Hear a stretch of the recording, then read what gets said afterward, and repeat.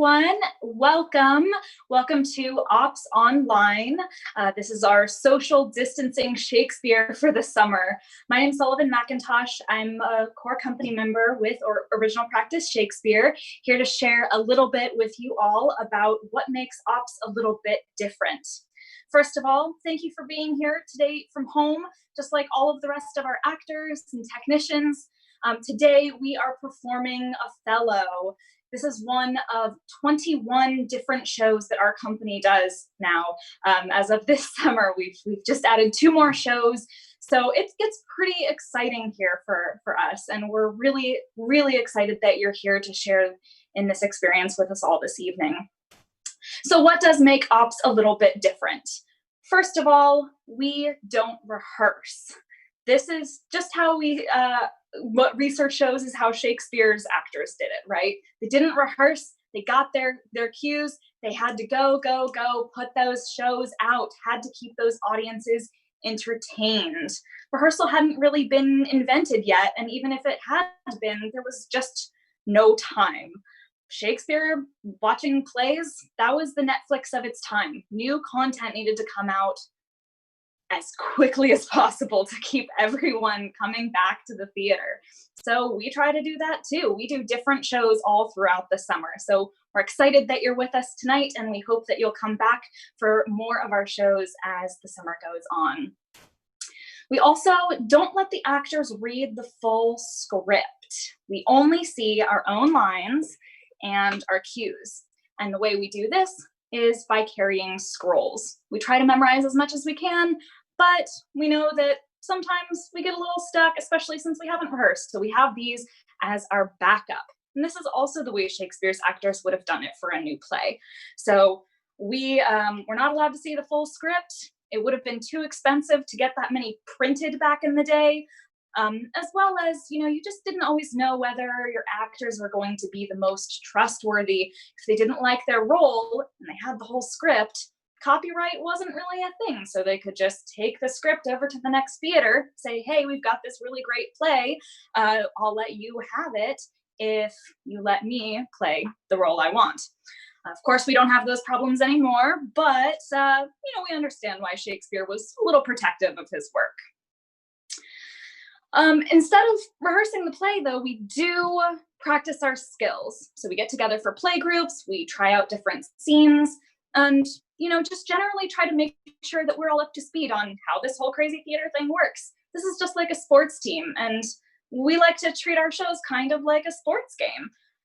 We do have a referee, our prompter to help keep the game going, keep us in line. And we do rehearse our songs, dances, and fights because we do value safety for all of our actors.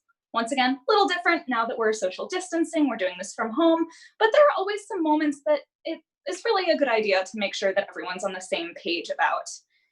We also want our audiences to stay engaged, getting into that sports team energy. We love when you cheer and boo and laugh and comment, and especially now that we're watching through social media, whether you're on Facebook or YouTube, we would love for you to engage throughout the show with your comments, your cheers, your boos. We have today Isaac keeping up with your comments on Facebook and Amy keeping up on YouTube, so they'll be there to engage with you. So feel free to interact with them throughout the show. That's part of what makes it fun for you and for all of us. We do also value our audience safety. So tonight's show actually does have a trigger warning. Because this play speaks to the challenges of being a queer Black leader in the predominantly white, straight world of the play, there are a number of racist statements that are crucial to the plot. And there are also moments of intimate partner violence crucial to the plot. So please do what you need to do to take care of yourself. We want you to be safe, and we will be sharing resources for the National Domestic Violence Hotline. You can call 1-800-799-7233 or chat with an advocate online at thehotline.org. Please be safe. Do what you need to do to take care of yourself. We love you out there in our audiences. And once again, just thank you so much for being with us tonight for this important story. Our shows are admission free. We do think Shakespeare should be for everyone. We want to make sure that no matter what your circumstances are, you can enjoy this story with us. We're able to do this primarily because of our sponsors and our generous audiences. So we'd like to take this time to say thank you to Ronnie Lacroute, our season sponsor, as well as the Starseed Foundation, the Regional Arts and Culture Council, Advanced Gender Equity in the Arts, the Kinsman Foundation, and of course, our audience donors. When we're out in the parks, we usually pass buckets around at the end of the show so that if our audiences are willing and able to donate, they're able to do so. Now, of course, we can't do that from home, but we do have a way for you to put some ducats in our virtual buckets. So one way that you can do that is to text OPS online to 44321. You can also donate through our website, that's opsfest.org, or through the donation links somewhere on your screens from wherever you're watching. And if you have any questions, drop a line in the comments section and we'll make sure someone can help us with your donations. We also wanted to let you know that this weekend is a special one for us. We are contributing 25% of the donations we receive for our shows to Riot Ribs. This is a pop-up restaurant downtown Portland, helping to feed protesters that are there night after night, protesting against police brutality and for Black Lives Matter. So please, if you are willing and able, we really appreciate those donations, and I'm sure Riot Ribs will as well. Now, we need to get this show going. We're so excited to share this story with you, but I do have one more person to introduce. This is our referee, our prompter, the one who's going to really keep us going on this show. And without further ado, it is my absolute pleasure to introduce Hannah Rice. Good afternoon, everybody, and welcome to today's performance of Othello. We are so happy to have you with us here today. So as the lovely Sullivan just said, I am going to be your prompter today, and that means a couple of things with us. As you can see, I'm wearing a referee shirt because of our kind of allusions to sports metaphors, something that I understand intimately. I am very good at the sports. I am here to kind of make sure that the game is being played correctly. So that will mean stepping in if somebody is missing from the screen or if we're having some technical difficulties, helping an actor find their line since many people are playing these roles for the very first time and haven't gotten to read the full play, and also occasionally throwing a little bit of improv their way just to keep them on their toes. It is a role that I love doing, and one of my favorite parts of doing this role in the parks is getting the audience hyped up and ready to watch this show with us. It's a little bit different here, but I'm still going to run my usual divide the audience cheering, booing contest. So center yourselves, get ready, and let's see how this goes. So if you are watching us today from your living room or your kitchen, I want you to give me a really just big from the diaphragm cheer. Solid. Good. That's very good for a Saturday. And if you are watching us from your dining room or your bedroom or your bathroom, shout out to my bathroom people. I always know you're here. Let me get a big old boo from you. Solid. You're going to need that one for this show, let me tell you. Well, folks, I can see my actors waiting in the wings here. They are excited to get going, and I do not want to hold them back any longer. So, without further ado, Original Practice Shakespeare Festival presents to you the Tragedy of Othello, More of Venice, Act 1, Scene 1. Thou toldst me, thou didst hold her in thy hate. Despise me if I do not. 3 great ones of the city in personal suit to make me her lieutenant, off-capped to her, and by the faith of man, I know my price. I am worth no worse a place. But she, as loving her own pride and purposes, evades them with a bombast circumstance, non-suits my mediators. Forsooth, says she, I have already chose my officer. And what was she? Forsooth, a great arithmetician, one Michael Cassio, a Florentine that never set a squadron in the field, nor the division of a battle knows more than a spinster. Ugh. Mere prattle without practice is all her soldiership. But she, sir, had the election. She in good time must her lieutenant be, and I bless the mark, her moorships ancient. Oh, by heaven, oh, I would rather have been her hangman. 'Tis the curse of service. Now, sir, bejudge yourself whether I in any just term am affined to love the Moor. Oh, I would not follow her then. Oh, sir, content you. I follow her to serve my turn upon her. We cannot all be masters, nor all masters cannot be truly followed. In following her, I follow but myself. Here is her kinsman's house. Yeah, I'll call aloud. Oh, do, with like timorous accent and dire yell, huh? Oh, yeah. What? Ha! Brabantio! Senator Brabantio! Ha! Awake! What ho, Brabantio! Oh, thieves! Thieves! Look to your house, your daughter, and your bags! Thieves! Thieves! What is the reason of this terrible summons? What is the matter there? Senor, is all your family within? Are your doors locked? Why? Wherefore ask you this? Ah, sir, you're robbed. For shame, put on your gown. Your heart is burst. You have lost half your soul. Even now, very now, an old black ram is tupping your white ewe. Arise, arise, or else the devil will make a grandsire of you. Arise, I say. What? Have you lost your wits? Most reverend senor, do you know my voice? Not I. What are you? My name is Rodrigo. The worse, sir. Welcome. I have charged thee not to haunt about my doors, and on his plainness thou hast heard me say, my daughter is not for thee. Sir... Oh, sir, you are one of those that will not serve God if the devil bid you. Because we come to do you service and you think we are ruffians, you'll have your daughter covered with a Barbary of whores. You'll have your nephews neigh to you. You'll have coursers for cousins and jennets for germains. What profane wretch art thou? I am one, sir, that comes to tell you your daughter and the Moor are making the beast with two backs. Thou You art a are a villain. senator. This thou shalt answer. I know thee, Rodrigo.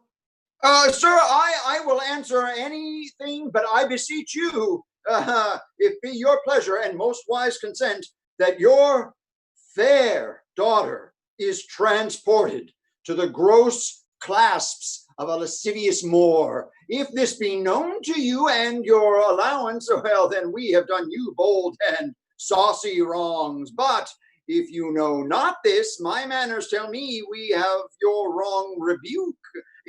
If she be in her chamber or in your house, let loose on me the justice of the state for thus deluding you. Give me a taper. Call up my people. This accident is not unlike my dream. Belief of it impresses me already.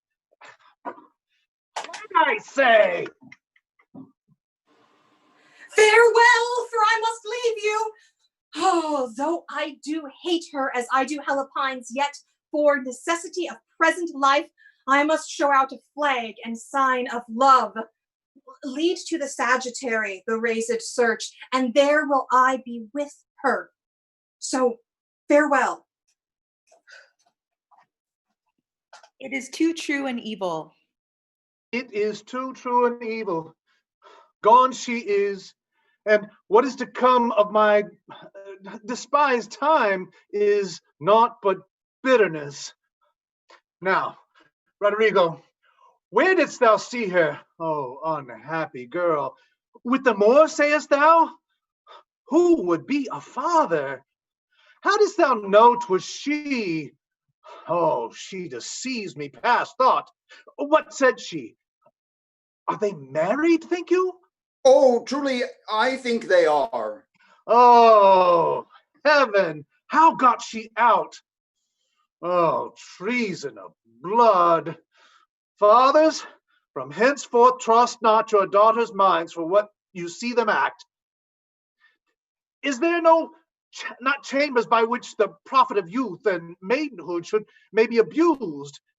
Have you not read, Roderigo, of some such thing? Oh, yes, sir. Yes, I have indeed. Call up my brother. Oh, would I had her. Do you know where we may apprehend her and the more? I think I can discover her if you please. Oh, good Roderigo, I will desire you. I will deserve you your pains. Oh, Though in the trade of war I have slain men, yet do I hold it very stuff of conscience to do no contrived murder. I lack iniquity, some time to do me service. 9 or 10 times I had thought to have yerked him here under the ribs. Oh. 'Tis better as it is. Nay, but he prated and spoke such scurvy and provoking terms against your honor, that with the little godliness I have, I did full hard forbear him. But I pray you, sir, are you fast married? Huh? Well, be assured of this, that the Magnifico is much beloved and hath in his effect a voice potential as double as the Duke's. He will divorce you, or put upon you what restraint or grievance the law, with all his might to enforce it on, will give him cable. Oh, let him do his spite. My services which I have done the Signor shall out-tongue his complaints. Oh, what light comes yon? Those are the raised father. 'Tis my lieutenant. The Duke does greet you, General, and he requires your post-haste appearance, seen on the instant. Oh, what's the matter, think you? Something from Cyprus? As I may divine, it is business of some heat. The galleys have sent a dozen secret messengers this very night. You have been hotly called for. When not being at your lodging found, the Senate hath sent about 3 several quests to search you out. 'Tis well I am found by you. I will but spend a word here in the house and then go with you. Ancient, what makes she here? If it prove a lawful prize, she's made forever. I do not understand. She's married. Ta-da! To who? Married to, come, Captain, will you go? Have with you.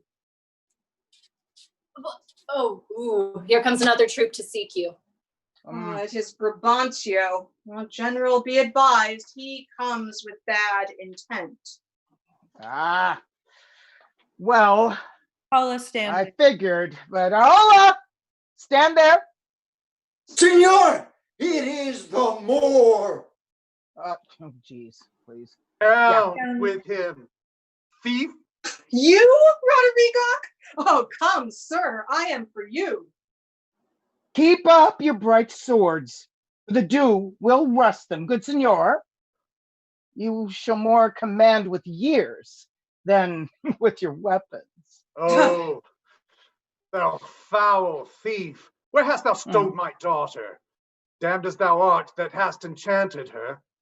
Judge me the world if 'tis not gross in sense that thou hast practiced on her with foul charms, abused her delicate youth with drugs or minerals that weaken motion. I'll have it disputed on. 'Tis probable and palpable to thinking. I therefore apprehend thee and do attach thee for an abuser of the world, of arts inhibited, and out of warrant, lay hold upon her. If she do resist, subdue her at her peril. Hold your hands. Were it my cue to fight, I should have known it without a prompter. Hi. Whither will Yeah, that one right there. Very good prompting as well you are doing. There's no Thank you. cue to fight. Keep going. Whither will you that I go to answer this your charge? To prison, till fit time of law and course of direct succession call thee to answer. What if I do obey? How may the Duke be therewith satisfied? 'Tis true, most worthy signor. The Duke and the council and your noble self, I am sure, is called for. How? The Duke in council? In this time of night, bring her away. Mine's not all idle cause. The Duke herself cannot but feel this wrong as 'twere his own. For if such actions may prove passage free bond slave, and pagans shall our statesmen be. There's no composition in this news that gives them credit. Indeed, they are disproportioned. My letters say 107 galleys. And mine 140. And mine 200. A Turkish fleet and bearing up to Cyprus. But the main article I do approve in fearful sense. Well, here comes the valiant Moor. Valiant Othello, we must straight employ against the general enemy Ottoman. I did not see you. Welcome, gentle signor. We lacked your counsel and your help tonight. So did I yours.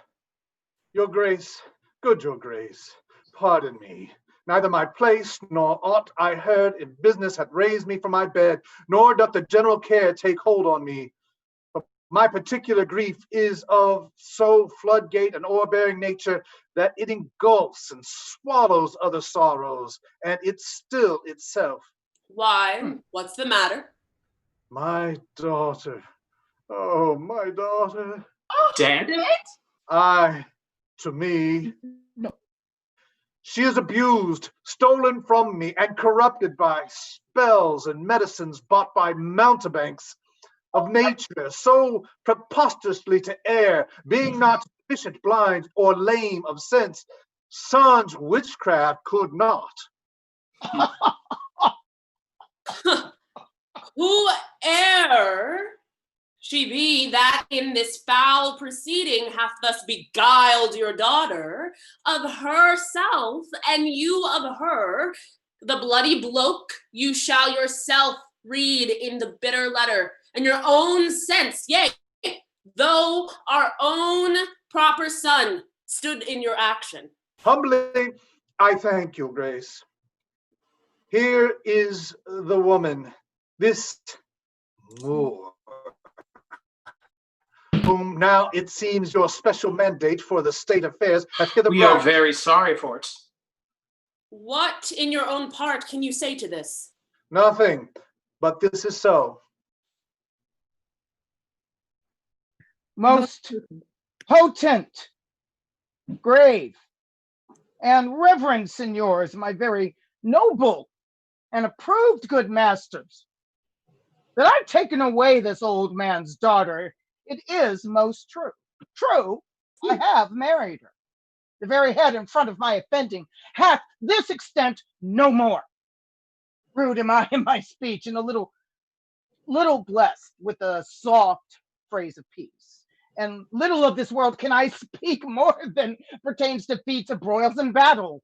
And therefore shall I grace my cause in little shall I grace my cause in speaking for myself. Yet, by your gracious patience, I will a round unvarnished tale deliver of my whole course of love. What drugs, what charms, what conjuration, and what mighty magic for such proceeding I am charged with all. I won his daughter. A maiden, never bold of spirit, so still and quiet that her motion blushed at herself, and she, in spite of nature, of years, of country, credit, everything, to fall in love with what she feared to look on? Why, this should be, I therefore vouch again, that with some mixtures powerful o'erhit the blood, or with some dram conjured this effect, she wrought upon her. But Othello, speak. Did you, by indirect and forced courses, subdue and poison this young maid's affections? We'll send for the lady to the Sagittary and let her speak of me before her father. If you do find me foul in her report, the trust and office I do hold of you, not only take away, but let your sentence even fall on my life. Fetch Desdemona hither. Ancient, conduct her. You best know the place. Yes. Until she come, and as truly as to heaven I do confess the vices of my blood so justly to your grave ears, I will present how I did thrive in this fair lady's love, and she in mine. Say it, Othello. Her father loved me, oft invited me, still questioned me the story of my life from year to year, the battle, sieges, fortune that I have passed.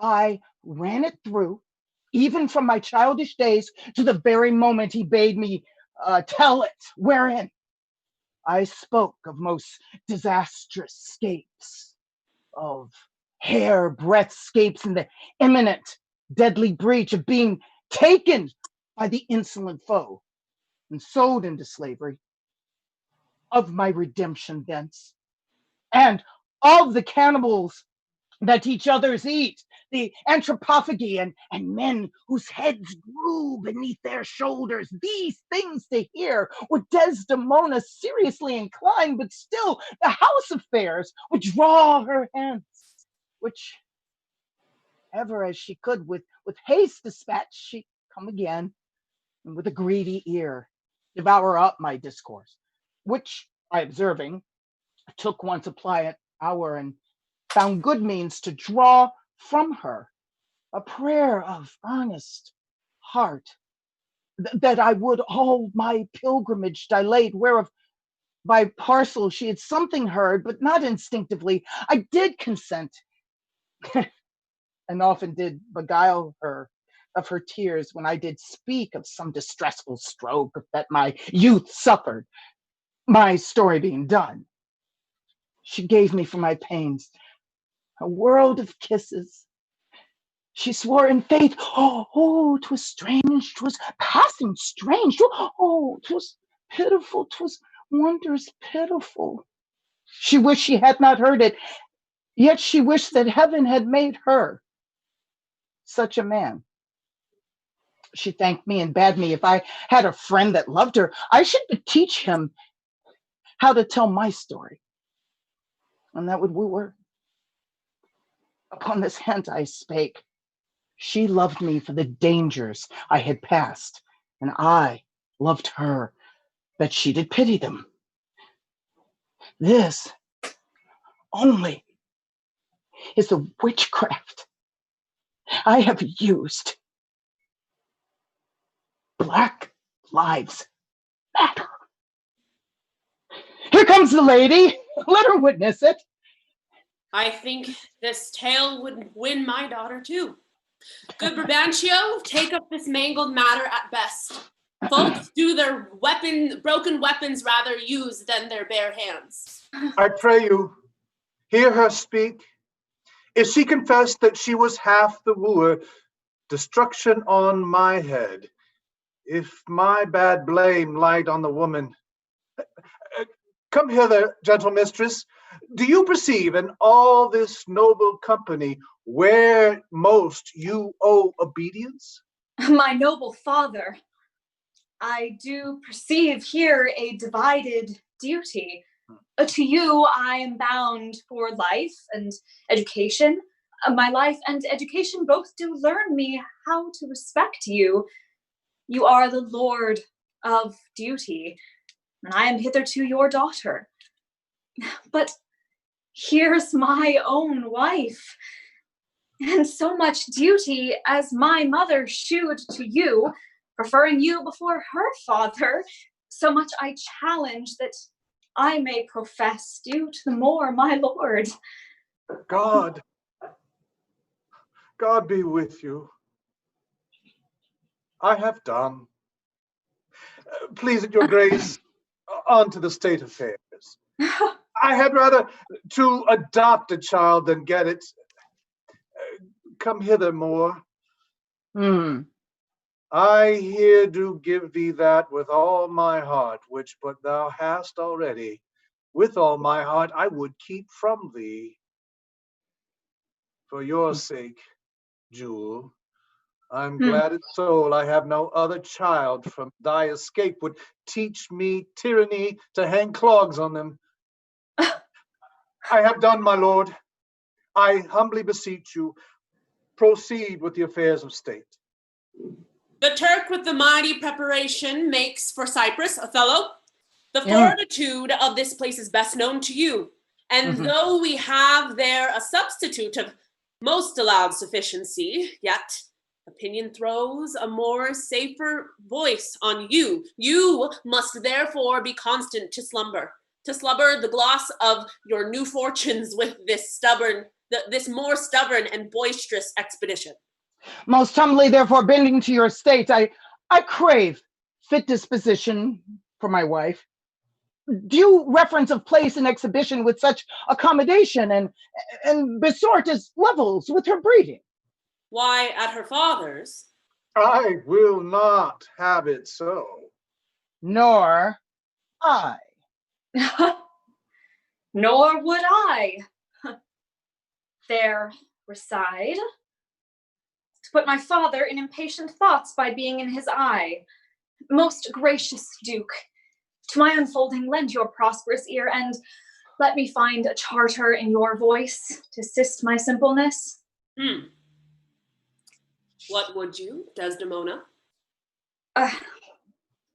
That I love the more, to live with her. I saw Othello's visage in her mind, and to her honors and her valiant parts did I my soul and fortunes consecrate, so that, dear lords, if I be left behind a moth of peace and she go to the war, the rights for why I loved her are bereft me, and I a heavy interim will support by her dear absence. Let me go with her. Let her have your voice. Vouch with me, heaven. I therefore beg it not to please the palate of my appetite, but to be free and boisterous. Spontaneous. That thing about talking to her mind. And heaven defend your good souls that you think I will your serious and great business scant when she is with me. No.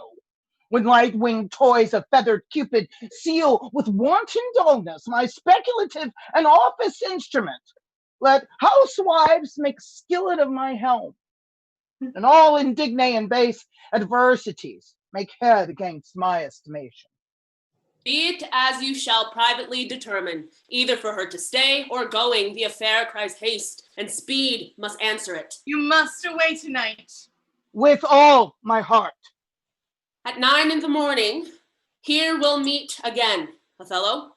Leave some other officer behind, and he shall our commission bring to you, and such things else of qualifying respect as doth import you. So please your grace, my ancient, a soldier she is of honesty and trust. To her conveyance I assign my wife, with what else needful your good grace shall think to be sent after me. Let it be so. Good night to everyone, and, noble signor, if virtue not delighted beauty lack, your daughter-in-law is far more fair than black. Adieu, brave Moor. Use Desdemona well. Ha! Look to her, Moor. Thou hast eyes to see. She has deceived her father, and may thee. Oh my God. My life upon her faith. Honest Iago, my Desdemona, I must leave to thee. I prithee, let thy wife attend on her and bring them after in the best advantage that works for you, right, honey? Yeah, come, Desdemona, I have but an hour of love, of worldly matter and direction to spend with thee. We must obey the time.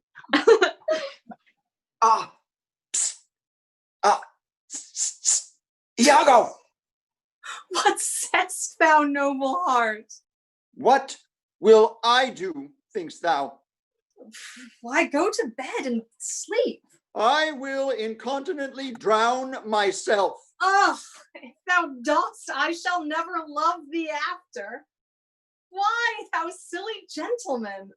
Is it silliness to live when to live is torment? Oh, villainous!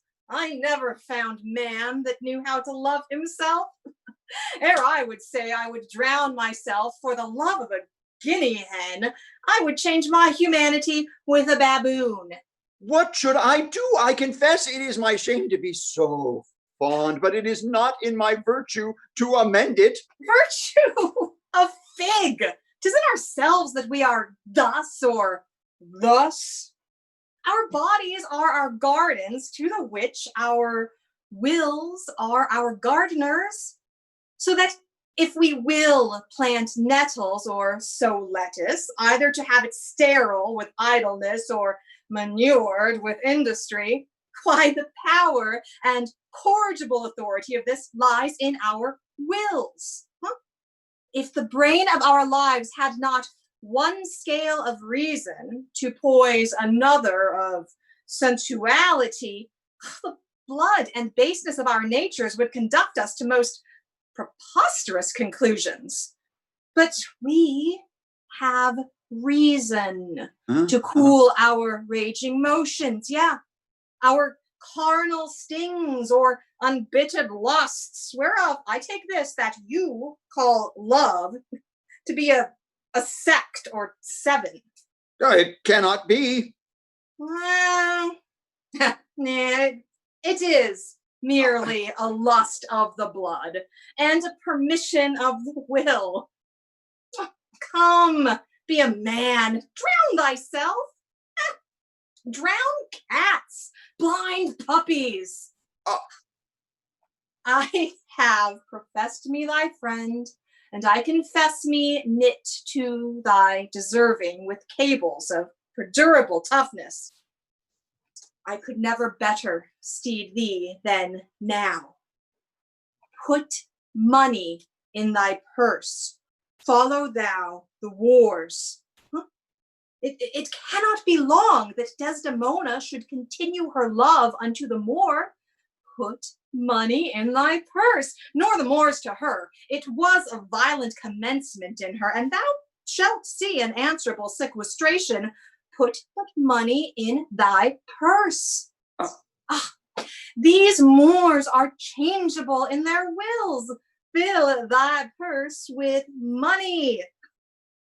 Fill thy purse with money, Desdemona must change for youth. When she is sated with Moor's body, she will find the heir of her choice. Therefore, put money in thy purse. If thou wilt needs damn thyself, do it a more delicate way than drowning. Make all the money thou canst. Thou shalt enjoy her. Therefore, make money. Drowning thyself, it is clean out of the way. Seek thou rather to be hanged encompassing thy joy than to be drowned and go without her. Wilt thou be fast to my hopes if I depend upon the issue? Thou art sure of me. Go make money. I have told thee often, and I retell thee again and again, that I hate the Moor. My cause is hearted, thine hath no less reason. Let us be conjunctive in our revenge against her. If thou canst cuckold her, thou dost thyself a pleasure, me a sport. Oh, there are many events in the womb of time which will be delivered, Traverse, go! Provide thy money! We will have more of this tomorrow. Adieu. shall we meet in the morning? At my lodging. I'll be with thee betimes. I'll go too. Farewell. Hey, do you hear, Rodrigo? I'll sell all my land. Thus do I ever make my fool my purse. For I mine own gained knowledge should profane if I would time expend with such snipe, but for my sport and profit, I hate the more. And it is thought abroad that twixt my sheets she has done my office. I know not if it be true, but I for mere suspicion in that kind will do as if for surety. She holds me well, the better shall my purpose work on her. Cassio's a proper lass. Let me see. To get her place and to plume up my will in double knavery. How? Let's see. After some time to abuse Othello's ears that Cass is too familiar with her wife. The Moor is of a free and open nature that thinks all honest that but seem to be so, and will as tenderly be led by the nose as asses are. I have it. It is engendered. Hell and night must bring this monstrous birth to the world's light. News, sir. Our wars are done. The desperate tempest hath so banged the Turks, hath seen a grievous rack and sufferance on most part of their fleet. How? Is this true? A ship is here put in. Michael Cassio, lieutenant to the warlike Moor Othello, is come on shore. The Moor herself at sea, and is in full commission here for Cyprus. And I'm glad on it. 'Tis a worthy governor. Thanks to you, all the valiant warlike isle, that so approve the Moor. Oh, let the heavens give her defense against the elements, for I have lost her on a dangerous sea.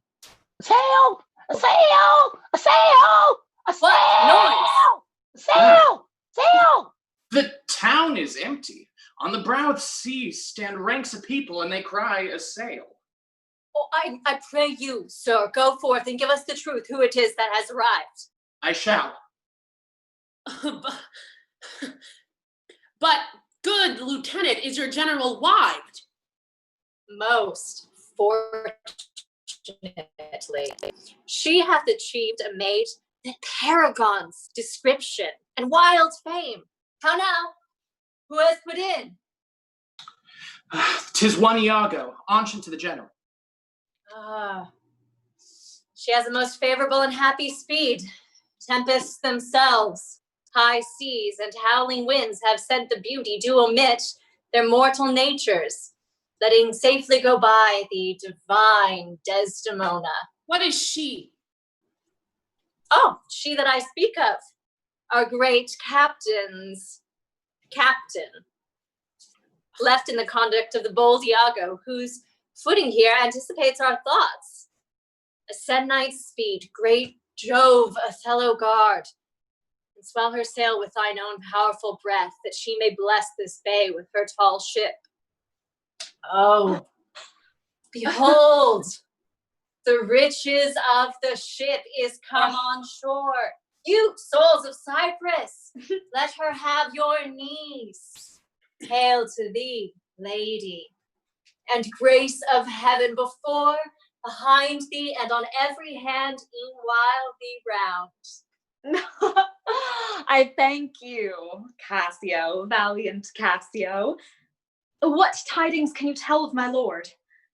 She is not yet arrived, nor do I know aught, but she is well, and will be shortly here. Oh.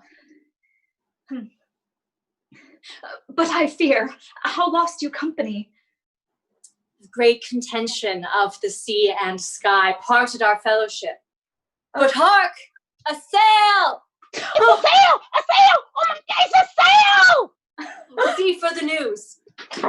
ancient, you are welcome. Welcome, mistress. Let it not gall your patience, good Iago, that I extend my manners. 'Tis my breeding that gives me such bold shew of courtesy. Sir, would you give so much of her lips as of her, would she give you so much of her lips as of her tongue she oft bestows on me? You would have enough. Alas, she has no speech. I faith too much. I find it still when I have leave to sleep. Mary, before your ladyship, I grant she puts her tongue a little in her heart and chides with thinking. You have a little cause to say so. Oh, come on, come on. You are pictures out of doors, bells in your parlors, wildcats in your kitchens, saints in your injuries, devils being offended, players in your housewifery, and housewives in your beds. Oh, fie upon thee, slanderer. Nay, it is true, or else I am a Turk. You rise to play and go to bed to work. Yeah, you shall not write my praise. No, let me not. Oh, what wouldst write of me, if thou shouldst praise me? Oh, gentle lady, do not put me to it, for I am nothing if not critical. Oh, most lame and impotent conclusion. Do not learn of her, Amelia, though she be thy dear wife.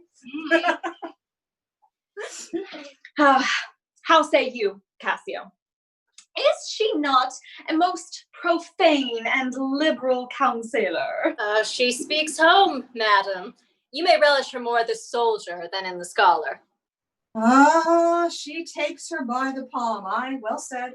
Whisper, with as little a web as this will I ensnare as great a fly as Cassio. Aye, smile upon her, do.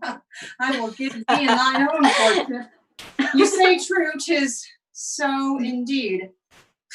If such tricks as these strip you out of your lieutenantry, it had been better you had not kissed. Oh, very good. Well kissed and oof, excellent courtesy. 'Tis so indeed. Oh, my fair warrior! Oh, my dear Othello! Oh, it gives me wonder great as my content to see you here before me. Oh, come.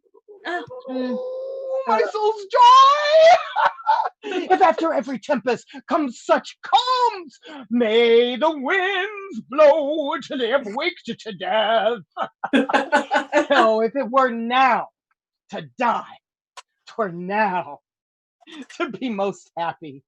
For I fear my soul hath her content so absolute that not another comfort like to this succeeds in unknown fate. The heavens forbid. But that our loves and comforts should increase even as our days do grow. Oh, amen to that, sweet Palace. I cannot speak enough of discontent. It stops me here. 'Tis too much of joy. Oh, come, let us go to the castle. Oh, no. I'm sorry. I totally forgot. News, friends. Our wars are done. The Turks are drowned. Once more, well met in Cyprus. Do thou meet me presently at the harbor. Come thither. If thou be'st valiant, as they say, base men being in love have then a nobility in their natures more than is native to them. List me. The lieutenant tonight watches on the court of guard.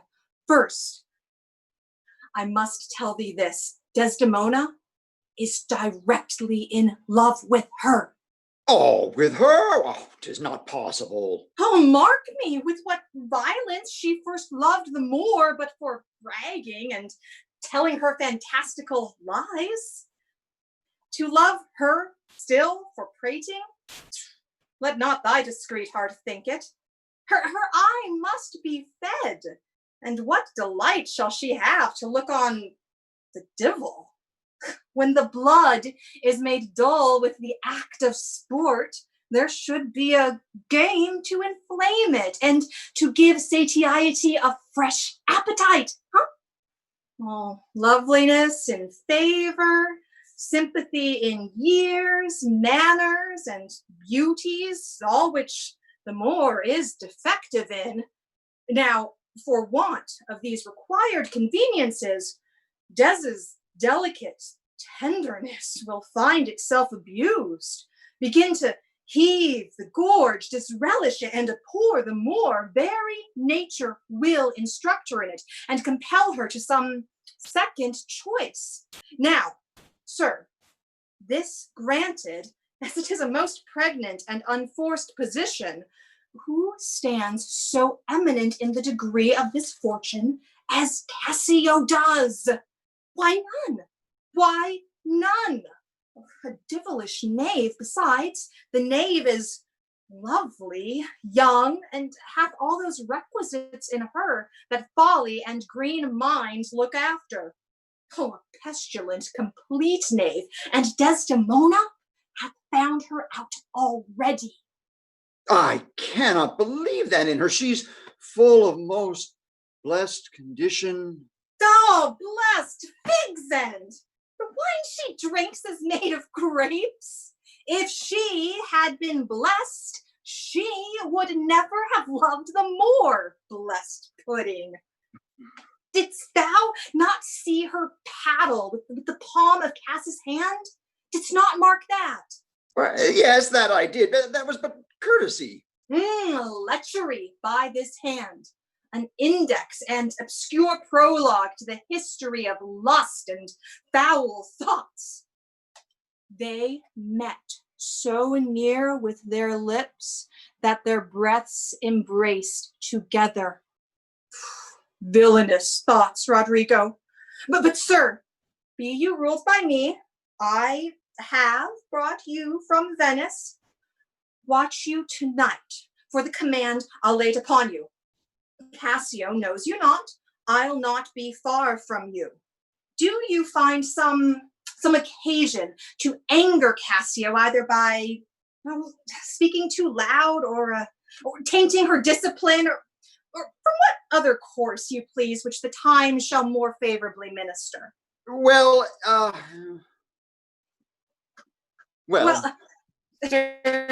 sir, she's rash and very sodden in choler, and haply may strike at you. Oh, provoke her that she may.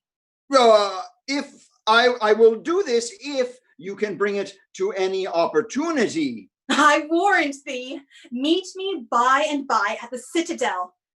I must fetch her necessaries ashore. Farewell. Adieu. That Cassio loves her, I do well believe it. That she loves Cass. 'Tis apt, and of great credit. The more, howbeit that I endure her not, is of a constant, loving, noble nature, and I dare think she'll prove to Desdemona a most dear partner.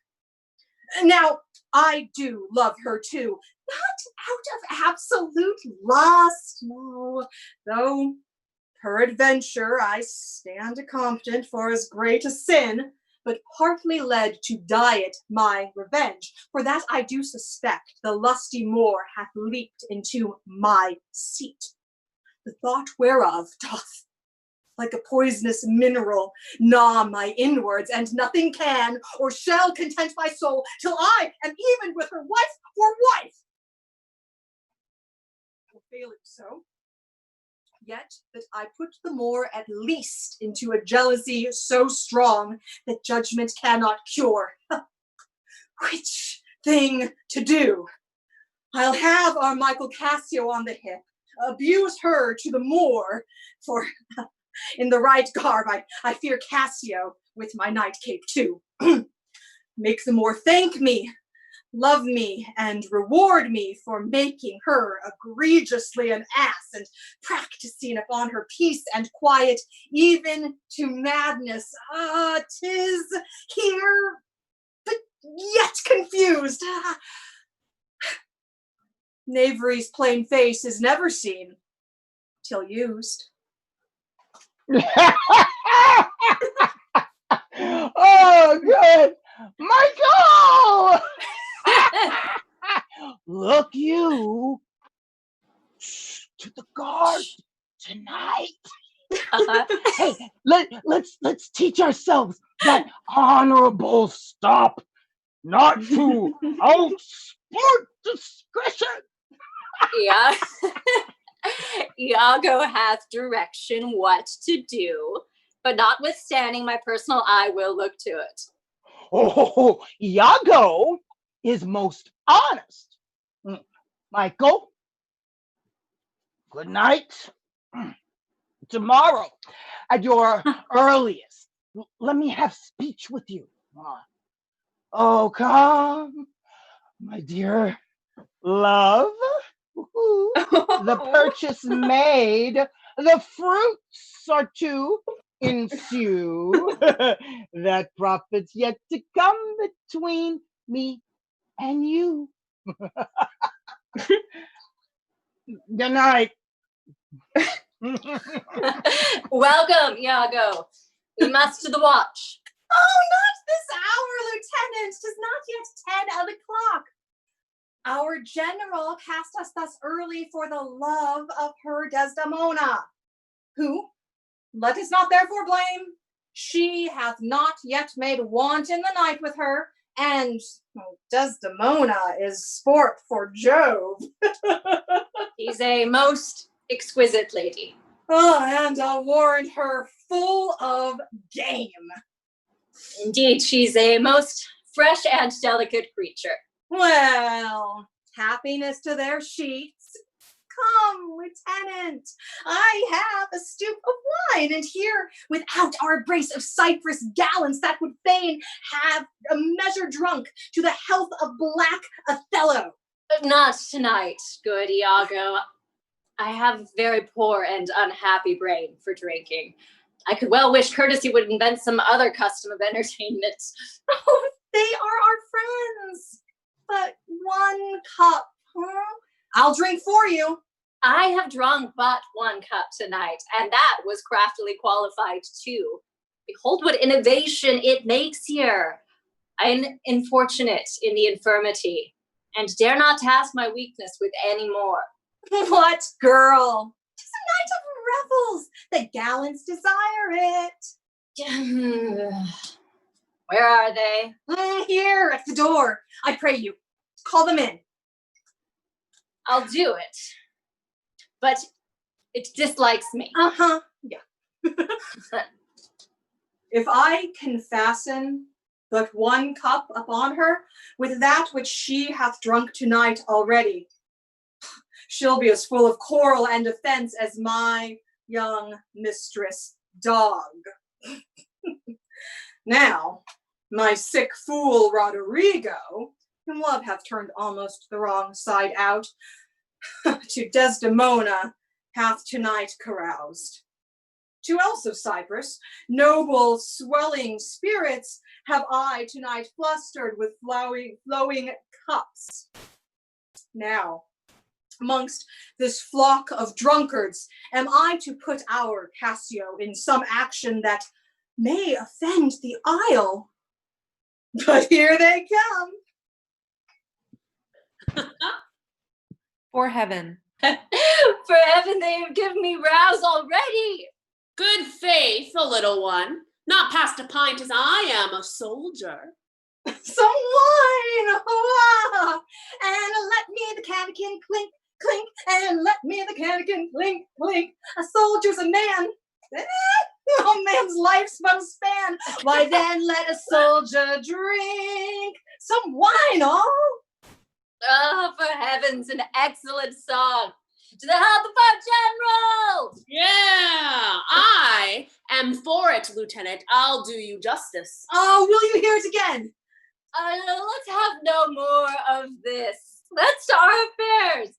And heaven forgive our sin. You may think, gentlefolk, that I am drunk. Oh. This is my ancient. This is my right hand, and this my left. I am not drunk now. I can stand well enough and speak well enough too. Excellent. Well. Why, very well then. You must not think that I am drunk. To the platform, masters. Come, let's set the watch. You see this young one that has gone before? She is a soldier fit to stand by Caesar and give direction, and do but see her vice. 'Tis to her virtue a just equinox, the one as long as the other. 'Tis pity of her. I fear the trust Othello puts her in on some odd time of her infirmity will shake this island. But is she often thus? 'Tis evermore her prologue to her sleep. And 'tis great pity that the noble Moor should hazard such a place of her own, second with one of an ingraft infirmity, if it were an honest action to say, to the Moor. Not I, for this fair island. I do love Cassio well, and would do much to cure her of her evil. But hark, what noise? Rogue! You rascal! What is the matter, Lieutenant? A knave, teach me my duty. I'll beat the knave into a drinking bottle. Beat me! Oh, dost thou prate, thou rogue! Nay, good lieutenant, I pray you. Sir, hold your hand. Let me go, ma'am. I'll knock you over the mazzard. Oh, come, you drunk. Drunk! Away, I say, go out and cry a mutiny. Nay, good lieutenant, allow Mutiny! gentle ones. Mutiny! Help, Lieutenant, Sir Montano, the town will rise. Fie, lieutenant, you'll be ashamed forever. What's the matter here? I bleed. I bleed still. I'm hurt to the death. She dies. Hold for your lives. Hold! What? Lieutenant, Sir Montano, gentle ones, have you forgot all place of sense and duty? Hold! The general speaks to you. Hold, for shame. Why, how now, from whence ariseth this? Are we turned to Turks?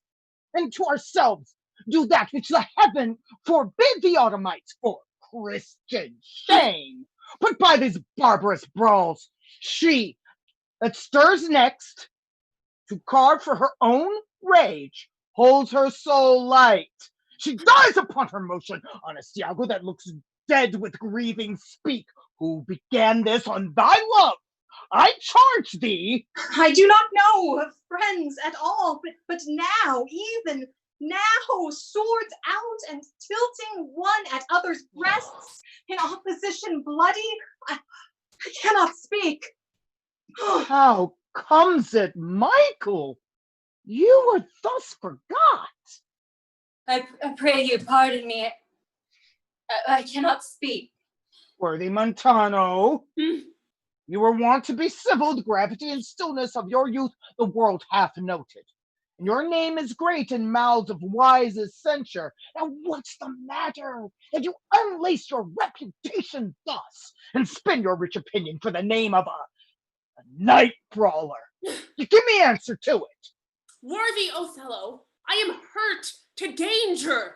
Your officer, Iago, can inform you of all that I do know, nor know I ought by me that said or done amiss this night, unless self-charity be sometimes a vice to defend ourselves, it be a sin when violence assails us.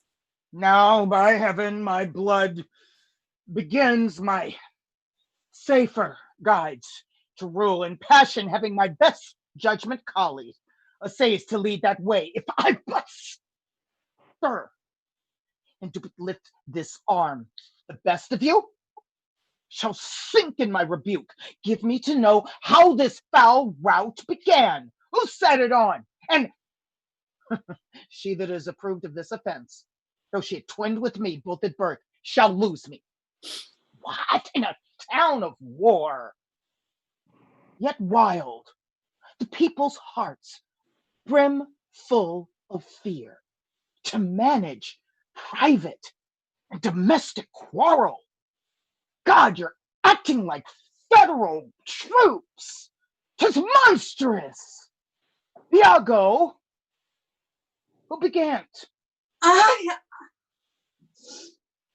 had rather have this tongue cut from my mouth than it should do offense to Michael Cassio. Yet I persuade myself to speak the truth shall nothing wrong her. This is it, General. Montano and myself being in speech, there comes Othello crying out for help, and Cassio following her with determined sword to execute upon her. Now, sir, this gentle one steps in to Cassio and entreats her pause. Myself, the crying fellow, did pursue, least by her clamor, as it so fell out, the town might fall in fright. She, swift of foot, outran my purpose, and I returned then rather for that I heard the clink and fall of swords, and Cassio high in oath, which till tonight I ne'er might say before. I found them close at blow and thrust, even as again they were when you yourself did part them. More of this matter cannot I report, but we are soldiers. The best sometimes forget. My honesty and love doth mince this matter, making it light to Cassio. Cassio, I love thee, but never more be officer of mine.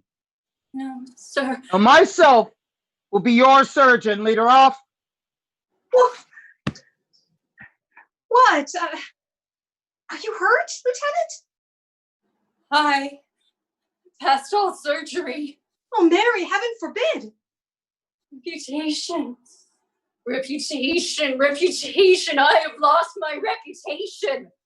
I have lost the immortal part of myself, and that which remains is bestial. Reputation, Iago, my reputation. Oh, as I am an honest one, I had thought you had received some bodily wound. There is more sense in that than in reputation. Reputation is an idle and most false imposition, oft got without merit, odd, lost without deserving. You have lost no reputation at all, unless you repute yourself such a loser. What, girl? There are more ways to recover the general again. Sue to her again, and she is yours. No, I will rather sue to be despised than to deceive so good a commander, with so slight, so drunken, and so indiscreet an officer. Oh, invisible spirit of wine. That's how thou hast no other name to be known by. Let us call thee devil. Well, what was she that you followed with your sword? What had she done to you? Nay, I know not. It's possible. I remember a mass of things, but nothing distinctly. A quarrel, but nothing wherefore. That we should put an enemy in our mouths and steal away our brains, that we should with joy, pleasant revel and applause and transform ourselves into beasts. Oh, come. You're too severe a moraler. I will ask her for my place again, and she will say that I am a drunkard, but I as many mouths as Hydra, such an answer would stop them all.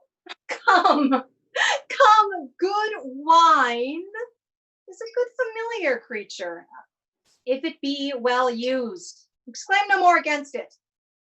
And good lieutenant, I think you think I love you. I have well approved it, madam. I'm drunk.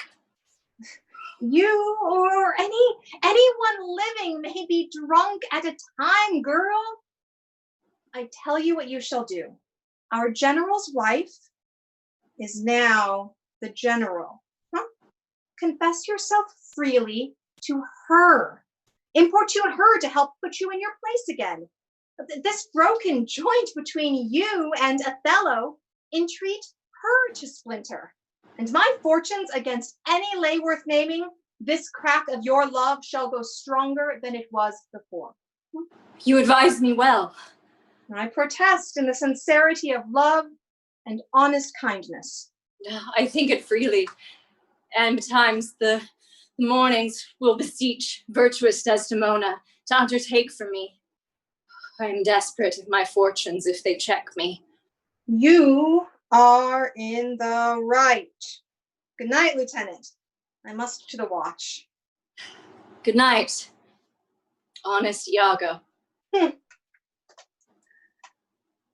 And what's he then that says I play the villain?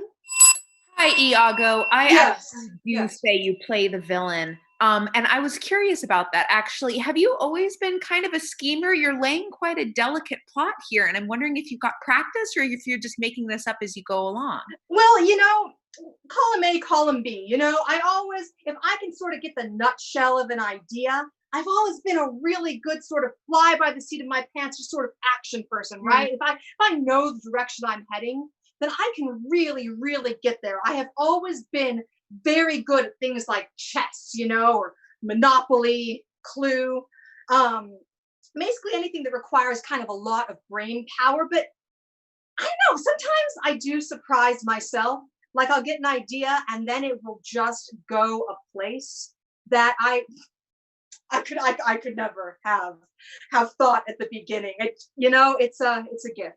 Well, I guess we'll see what place this goes. I sort of wish you would put that energy towards something more constructive, but that is for the play to figure out.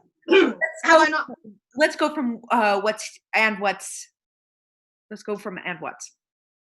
And what's she then that says I play the villain? When this advice is free, I give, and honest, probable to thinking, and indeed the course to win the more again. For 'tis most easy the inclining Desdemona to subdue in any honest suit, to win the more whose soul is so enfettered to her love that she may make, unmake, do what she list, even as her appetite shall play the god with the Moor's weak function. How then am I a villain to counsel Cassio to this parallel course directly to her good? Divinity of hell, when devils will the blackest sins put on, they do suggest at first with heavenly shoes, as I do now. For whiles this honest fool flies Desdemona to repair her fortune, and she for him pleads strongly to the Moor, I'll power this pestilence into Othello's ear, that she repels Cass for her body's lust. And by how much she strives to do Cass good, she shall undo her credit with the Moor. So will I turn her virtue into pitch, and out of her own goodness make the net that shall enmash them all. Master, play here. Here, I will content your pains. Something that's brief and bid good morrow, General. When I was a young boy, my father took me into the city to see a marching band. Why, master, Has your instrument been in Naples that it speaks to the nose thus? How, sir? How? Are these, I pray you, wood instruments? Wind they are, sir. Oh, thereby hangs a tale. Whereby hangs a tale, sir? Marry, ma'am, by many a wind instrument that I know. But master, here's money for you. And the general so likes your music that she desires you for love's sake to make no more noise with it. Well, sir, I will not. If you have any music that may not be heard, toot again. But as they say, to hear music, the general does not greatly care. I have none such, sir. Then put up your pipes in your bag, for all away. Go. Vanish in the air. Away.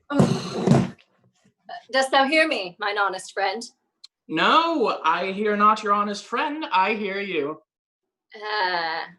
Here's a poor piece of gold for thee. If the gentlewoman that attends on the general be stirring, tell her one Cassio entreats her a little favor of speech. Wilt thou do this?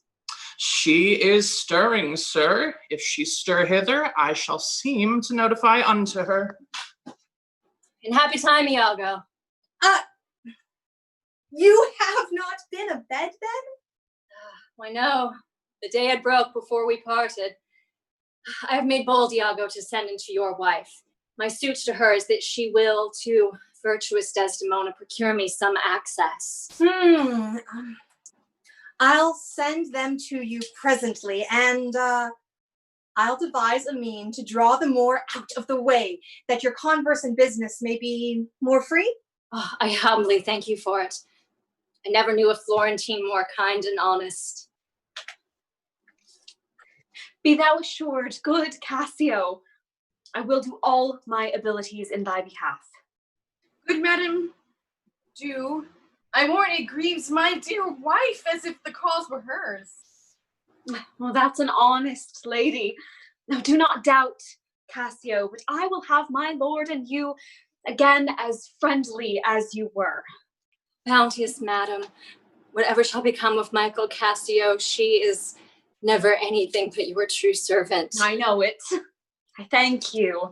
You do love my lord. You have known her long, and be you well assured, she shall in strangeness stand no farther off than in a politic distance. Aye, but lady, that policy may last so long that I being absent and my place supplied, my general will forget my love and service. Oh, do not doubt that. Before Amelia here, I give thee warrant of thy place. Assure thee, if I do vow a friendship, I'll perform it to the last article. My lord shall never rest. I'll watch her tame and talk her out of patience. Now her bed shall seem a school, at her board a shrift, and I'll intermingle everything she does with Cassio's suit. Therefore be merry, Cassio, for thy solicitor shall rather die than give thy cause away. Madam, here comes my lord. Madam, I'll take my leave. Oh, why stay and hear me speak? Madam, not now. I'm very ill at ease, unfit for my own purposes. Oh, well, do your discretion. I like not that. What dost thou say?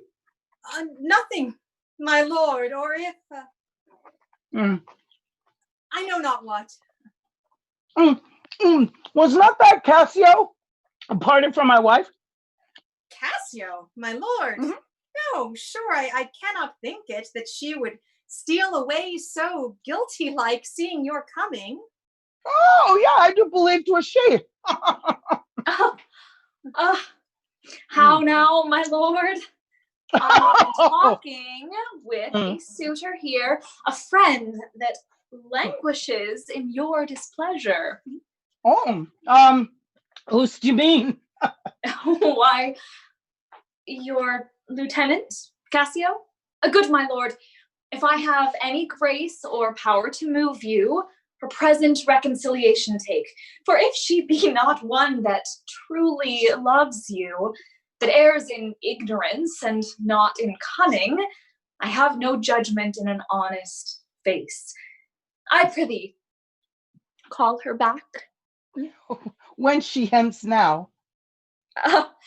I, sooth, am so humbled that she hath left part of her grief with me to suffer with her.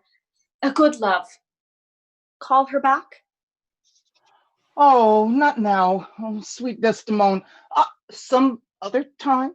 But shalt be shortly. The sooner, sweet, for you. Shalt be tonight at supper. No. Not tonight. Tomorrow, No, 'cause- dinner then. Oh, no, I shall not dine at home. I meet with the captains at the Citadel. Why then tomorrow night? On Tuesday morn, or Tuesday noon or night, Wednesday. Oh my God. I prithee, name the time, but let it not exceed 3 days. In faith, she's penitent. Tell me, Othello, I wonder in my soul what you would ask me that I should deny or stand so mammering on. What? Michael Cassio, that came a-wooing with you, and so many a time when I have spoke of you dispraisingly, hath ta'en your part to have so much to do to bring her in. Now trust me, I could do much. Prithee, no more. Let her come when she will. I will deny thee nothing. Why, this is not a boon. 'Tis as I should entreat you, wear your gloves, or feed on nourishing dishes, or keep you warm, or sue to you to do a peculiar profit to your own person.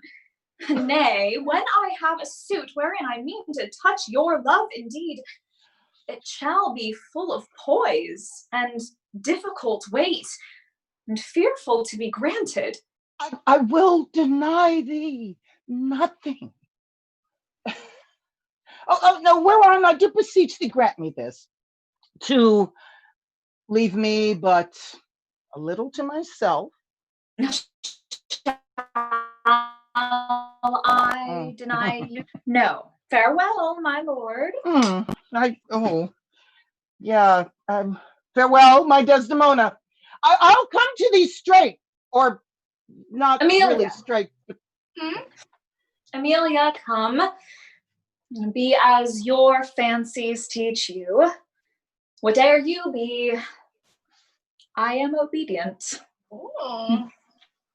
Oh my God, excellent wretch. Perdition catch my soul. Oh, but I do love thee.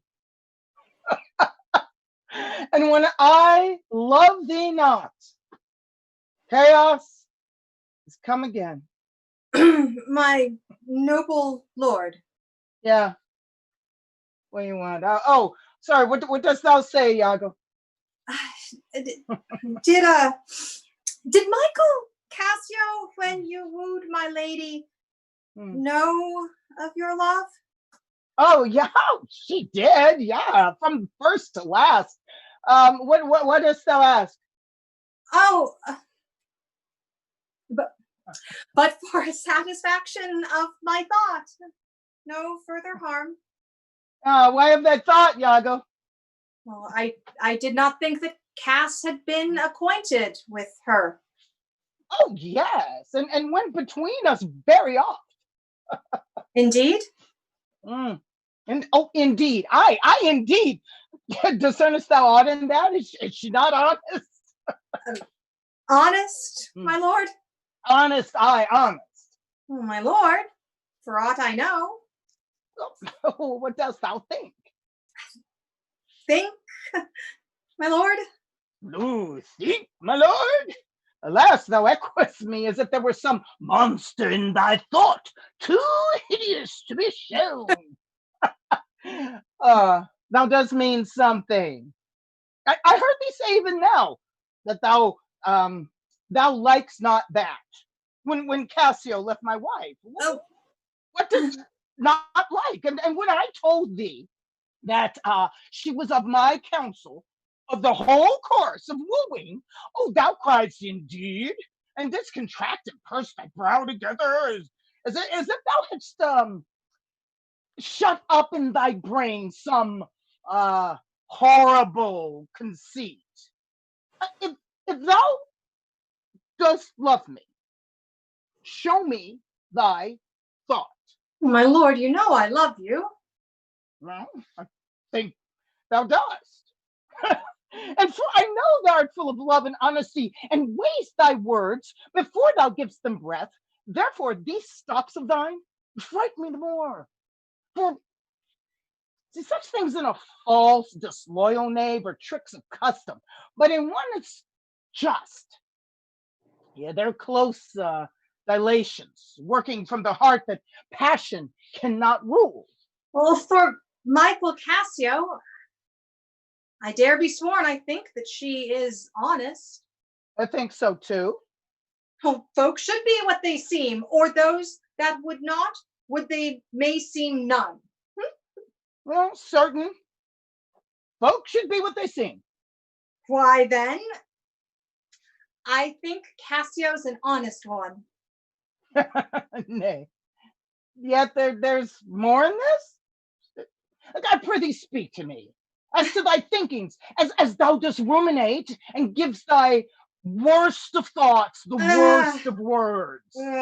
Good my lord, pardon me, though I am bound to every act of duty, I am not bound to that. All slaves are free. Utter my thoughts. Why say they're vile and false?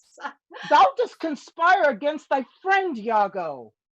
But if thou but thinkst her wronged, and makest her ear a stranger to thy thoughts. I do beseech you.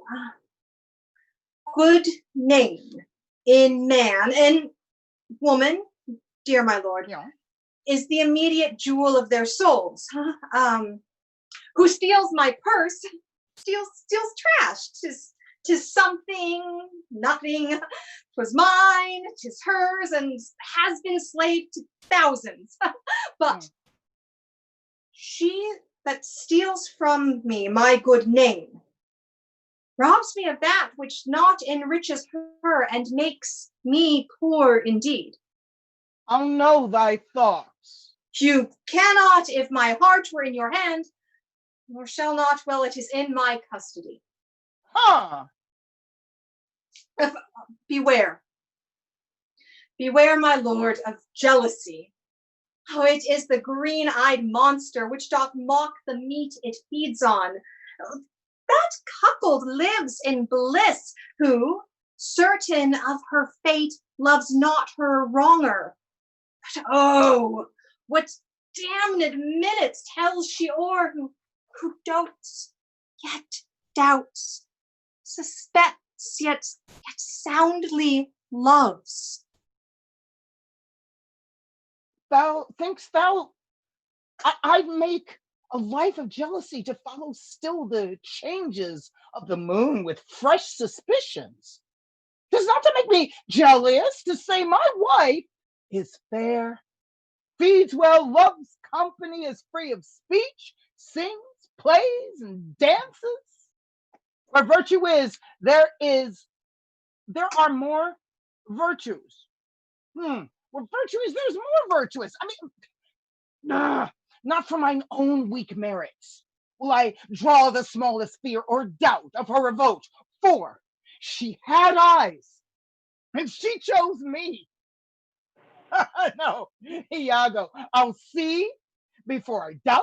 When I doubt, prove, and on the proof, there's no more but this: away at once with love and jealousy. I am glad of this. For now, I shall have reason to shew the love and duty that I bear you with franker spirit. Therefore, as I am bound, receive it from me. I speak not yet of truth. Look to your wife, observe her well with Cassio. Wear your eyes thus, not jealous, nor secure. I would not have your free and noble nature out of self-bounty be abused. Look to it. Dost thou say so? Well, she did deceive her father, marrying you. And when she seemed to shake and fear your look, she loved them most. And so she did. Why, go to then. She that so young could give out such a seeming to seal her father's eyes up close as oak. He thought 'twas witchcraft. But I am much to blame. I humbly do beseech you of your pardon for too much loving you. Oh, no, I am bound to thee forever. I see this has a little dashed your spirits. Well, not a jot, not a jot. Trust me, I fear it has. I hope you will consider what is spoke comes from your love. Cassio's my worthy friend. Oh, my lord, I see you're moved. No, not much moved. I do but think, but Desdemona's honest. Long live she so. and yet, and long live you to think so. Oh, and yet, how nature, erring from itself. There's the point. As to be bold with you, not to affect many proposed matches of her own clime, complexion, and degree, whereto we see in all things nature tends. If more thou dost perceive, let me know. Set on thy wife to observe. Leave me, Iago. My lord, I take my leave. Why did I marry? This honest creature doubtless sees and knows more, much more than she unfolds. My lord, would I might entreat your honor to scan this thing no farther, leave it to time. Although 'tis fit that Cassio have her place, for sure, she fills it up with great ability. Yet, if you please, to her off a while, you shall by that perceive her and her means. Note, if your lady strain her encirclement with any strong or vehement importunity, much will be seen in that. In the meantime, let me be thought too busy in my fears, as worthy cause I have to fear I am, and hold Desdemona free. I do beseech your honor. Oh, fear not my government. Once more, I take my leave. This woman's of exceeding honesty, and knows all qualities of a learned spirit, of humane dealings. If I do prove her haggard, though that her jesses were my dear heartstrings, and whistle her off, and let her down the wind to prey at fortune. Happily, as I am black, and have not those soft parts of conversation that chamberers have, or for I am declined into the vale of years, Yet, it's not so much. She's gone. I'm abused, and my relief must be to loathe her? Oh, curse of marriage! That we call these delicate creatures ours, not their appetites. I'd rather be a toad and live upon the vapor of a dungeon than keep a corner of the thing I love for others' uses. Look where she comes. If she be false, heaven mocked itself. I'll not believe it. Oh no, my dear Othello, Huh. your dinner and the generous islanders by you invited do attend your presence. Oh, I am to blame. Why do you speak so faintly? Are you not well? I have a pain upon my forehead here. Oh, why, that's with watching. Oh, 'twill away again. Here, let me but bind it hard. Within this hour, 'twill be well.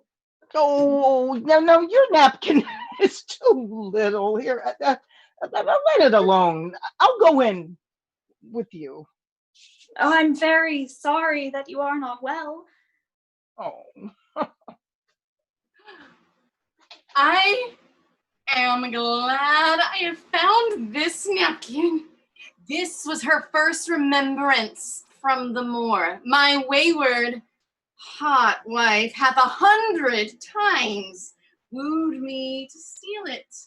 But she so loved the token, for she conjured her she should ever keep it, that she reserves it evermore about her to kiss and talk to. What she will do with it, heaven knows. Not I. I nothing but to please her fantasy. Oh, how now? What do you here alone? Oh, do not you chide. I have a thing for you. Oh, you have a thing for me. What? 'Tis a common thing. Huh? To have a foolish wife. Is that all? What will you give me now for that same handkerchief? What handkerchief? What? Handkerchief? What? That the Moor first gave to Desdemona, that which so often you did bid me steal? Hast stolen it from her?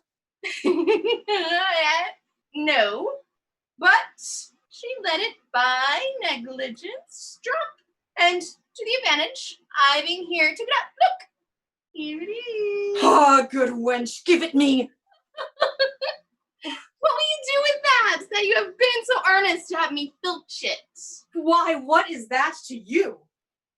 If it not be for some import, give it to me again. Poor lady will run mad when she has laughed it. Be not known on it, I have use for it.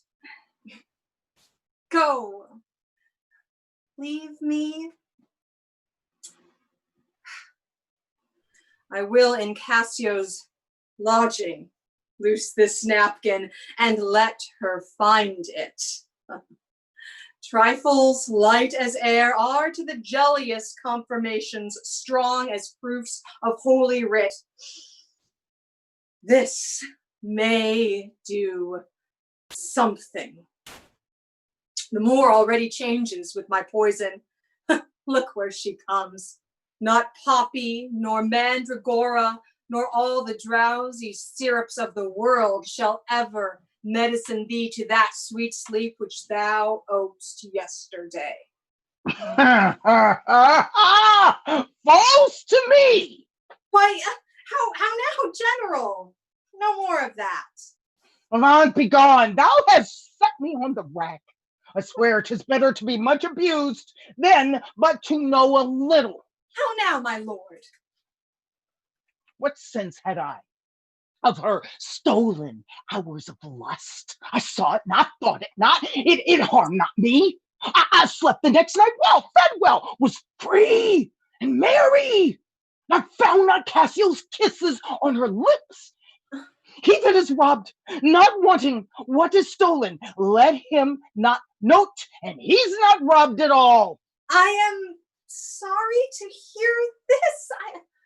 I'd been happy if the general camp, pioneers and all, had tasted her sweet body, so I had nothing known. Oh, now forever, farewell, the tranquil mind. Farewell, content. Is possible, my lord. Villain, be sure Huh. thou prove my wife's a whore. Be sure of it.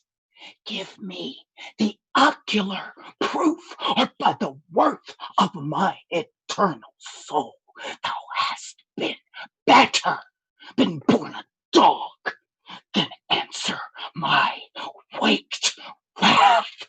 Is come to this. You make me see it, or at least so prove it, that the probation bear no hinge nor loop to hang a doubt on, or woe upon your life. Oh, monstrous world! Take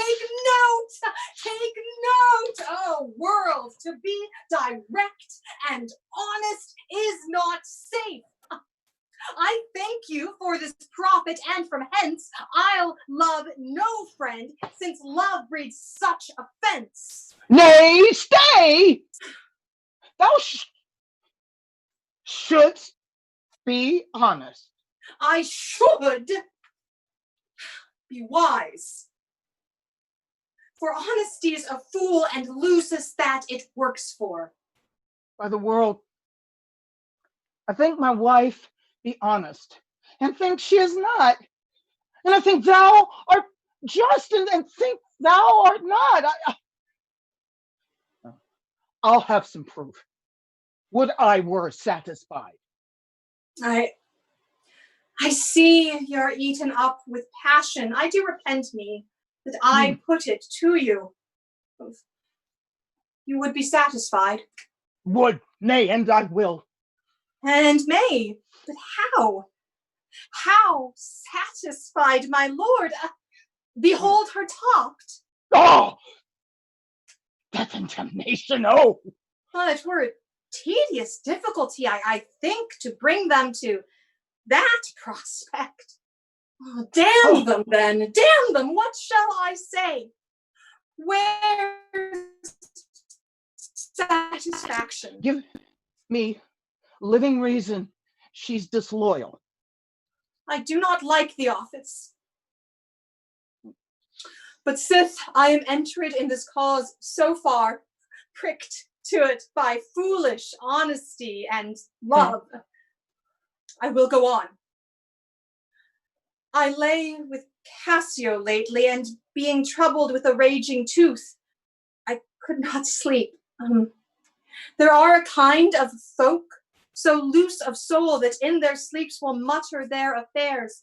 One of this kind is Cassio. In sleep I heard her say, "Sweet Desdemona, let us be weary, let us hide our loves." And then, sir, would she grip and wring my hand, cry, "Oh, sweet creature," then kiss me hard, as if she plucked up kisses by the roots that grew upon my lips, laid her leg o'er my thigh, and sigh and kiss, and then cry, "Cursed fate that gave thee to the moor." Oh, monstrous! Monstrous! Nay, this was but her dream. This denoted a foregone conclusion. 'Tis a shrewd doubt, though it be but a dream. I'll tear her all to pieces. Nay, yet be wise. Yet we see nothing done. She may be honest yet. Tell me but this. Mhm. Have you not sometimes seen a handkerchief spotted with strawberries in your wife's hand? Oh, I gave her such a one. 'Twas my first gift. Oh, I know not that, but such a handkerchief, I am sure it was your wife's. Did I today see Cassio wipe her brow with? If it be that. Aye, if it be that, or any, it was hers. It speaks against her with the other proofs. That the slave had 40,000 lives. One is too poor, too weak for my revenge. Now do I see 'tis true. Look here, Iago. All my fond love, thus I do, but oh, to heaven, 'tis gone. Patience, I say. Your mind may change. Never, Iago, never. Like to the parting sea, whose icy current and compulsive course ne'er keeps retrying ebb, but keeps due on, even so my bloody thoughts, with a violent pace, never look back, never ebb, up, up, till that a capable and wide revenge swallow them up. Now by yon marble heaven, in the due reverence of a sacred vow, I do engage my words. Do not rise yet. Witness that here Iago doth give up the execution of her wit, hands, heart, to wronged Othello's service. Let her command, and to obey shall be in me remorse what bloody business ever.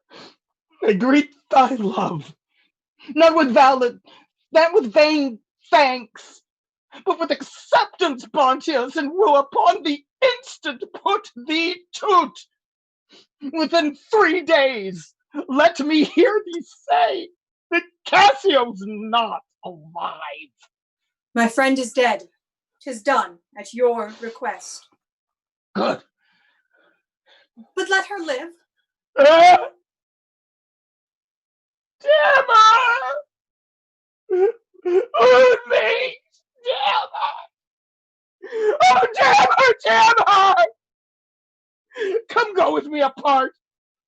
I will withdraw to furnish me some swift means of death for the fair devil. Now art thou my lieutenant? I am your own forever. And that is halftime, everybody. We're going to take a short break, and I'm going to pass things, I think, back over to our lovely host, Sullivan. Thank you. All right, everyone. Thanks for sticking with us through that first half. Things are getting pretty intense. So take a break, do what you need to do. Make sure you get some water or another beverage of your choice. You can visit your very own concession stand, probably in your fridge or pantry. Be sure to take a bathroom break, and we will see you back here in about 10 minutes. You're also free, of course, to use this time to donate. Once again, you can always text OPS online to 44321 or check out one of the donation links wherever it is for you on the platform you're watching from. Thanks a bunch, and we'll see you back here in a few minutes.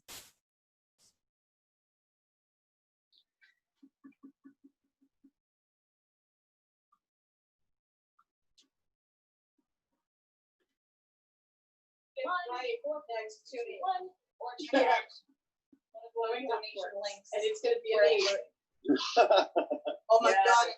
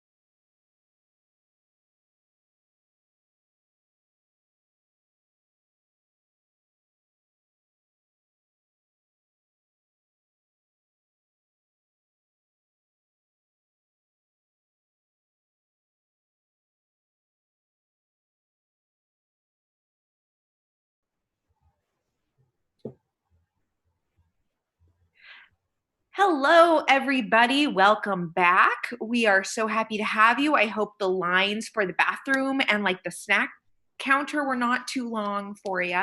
I'm going to just kind of rewarm you up to get us back into second half here. So we're going to switch our groups. So that means that my living room and kitchen people, I need you to boo and hold all that booing you've been holding in for Act 1. Let me have it right now. Boo. No kidding, seriously. And all of my kitchen and bedroom and bathroom people, I want to hear a good triumphant cheer. You're not going to get many more of those. Thank you. Hang on to that joy for me for the second half. So once again, I see my people in the wings. We are ready to rumble. So without further ado, we present the second half of Othello, the Moor of Venice, Act 3, Scene 4. Do you know, Sirrah, where Lieutenant Cassio lies? I dare not say she lies anywhere. Why, ma'am? She's a soldier, and for me to say a soldier lies, 'tis stabbing. Oh, go to. Where lodges she? To tell you where she lodges is to tell you where I lie. Can anything be made of this? I know not where she lodges, and for me to devise a lodging and say she lies here or she lies there were to lie in mine own throat. Oh, can you inquire her out and be edified by report? Oh, I will catechize the world for her, that is, make questions and by them answer. Seek her, bid her come hither, and tell her I have moved my lord on her behalf, and hope all will be well. To do this is within the compass of man's wit, and therefore I will attempt the doing it. Where should I lose the handkerchief, Amelia? I know not, madam. Oh, believe me, I had rather have lost my purse full of cruzados. But my noble Moor is true of mind and made of no such baseness as jealous creatures are. It were enough to put her to ill thinking. Is she not jealous? Oh, she.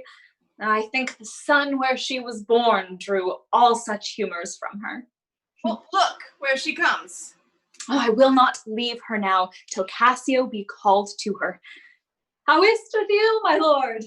Oh, my good lady. Oh, hardness to dissemble. How do you, Desdemona? Well, my good lord. Ah, give me your hand. Come now, your promise. What promise, Chuck? I have sent to bid Cassio come speak with you. I have a sultan. The sorry room offends me. Lend me thy handkerchief. Oh, here, my lord. That which I gave you. I have it not about me. Not? No, indeed, my lord. Oh, that is a fault. That handkerchief did an Egyptian to my mother give. She was a charmer and could almost read the thoughts of people. She told her while she kept it, to make her amiable and subdue my father entirely to her love. But if she lost it or made gift of it, my father's eye should hold her loathed, and his spirit should hunt after new fancies. She dying, gave it me, bid me when my fate would have me wived. I give it her. I did so. And take heed on it, make it a darling, like your precious eye. To lose or to give it away were such perdition as nothing else could match. Indeed, it's true. Oh, most veritable, therefore look to't well. Oh, then would to heaven that I had never seen it. Ah! Wherefore? Hey, why do you speak so startlingly? and rash. It's lost. It's gone. The speak is out of the way. Bless us. Say Oh, well, you. it is not lost. But what if it were? How? I say, it is not lost. Fetched. Let me see it. Why, so I can, but I will not now. This is a trick to put me from my suit. Pray you, let Cassio be received again. Fetch me the handkerchief. My mind misgives. On your love, shared dangers with you. The handkerchief. In sooth, you are to blame. Away! What? Is not this wife Gellius? I never saw this before. Sure, there's some wonder in this handkerchief. I am most unhappy in the loss of it. 'Tis not a year or two shews us a spouse. They are all but stomachs, and we all but food. They eat us hungrily, and when they are full, they milch us. Look you, Cassio and my sweetheart. There is no other way. 'Tis she must do it. And lo, the happiness. Go and importune her. How now, good Cassio? What's the news with you? Madam, my former suit, I do beseech you that by your virtuous means I may again exist and be a member of her love. My advocation is not now in tune. My lord is not my lord, nor should I know her were she in favor as in humor altered. Oh, so help me every spirit sanctified, as I have spoken for you all my best, and stood within the blank of her displeasure for my free speech. You must a while be patient. What I can do, I will, and more I will than for myself I dare. Let that suffice you? Is my lord angry? Oh, she went hence, but now and certainly in strange unquietness. Something of moment then. I will go meet her. There's matter in't indeed, if she be angry. I prithee do so. Something sure of state, either from Venice or some unhatched practice made demonstrable here in Cyprus to her, hath huddled her clear spirit. And in such cases, our natures wrangle with inferior things, though great ones are their object. 'Tis even so. I was, unhandsome warrior as I am, arraigning her unkindness with my soul. But now I find I had suborned the witness, and she's indicted falsely. Pray heaven it be. State matters as you think, and no conception nor no jealous toy concerning you. Oh, alas, the day I never gave her cause. But jealous souls will not be answered so. They are not ever jealous for the cause, but jealous for their jealous. It is a monster begot upon itself, born on itself. Oh, heaven keep the monster from Othello's mind. Lady, amen. Well, I will go seek her. Cassio, walk here about. If I do find her fit, I'll move your suit and seek to effect it to my uttermost. I humbly thank your ladyship. Save you, friend Cassio. Oh, what makes you from home? How is't with you, my most fair Bianca? Indeed, sweet love, I was coming to your house. And I was going to your lodging, Cassio. What, keep a week away, 7 days and nights? Oh, weary reckoning. Pardon me, Bianca. I have this while with leaden thoughts been present. But I shall, in a more continuate time, strike off this score of absence. Sweet Bianca, take me this workout.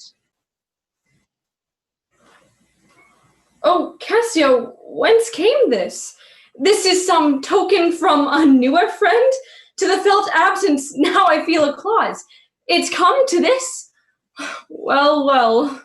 Go to, woman. Throw your vile guesses to the devil's teeth, from whence you have them. You are jealous now. This is from some mistress, some remembrance. No, in good troth, Bianca. Why, whose is it? I know not neither. I found it in my chamber. I like the work well. Ere it be demanded, as like enough it will, I would have it copied. Take it and do it. And leave me for this time. Leave you? Wherefore? I do attend on the general, and think it no addition, nor my wish to have her see me womaned. Why, I pray you? Not that I love you not.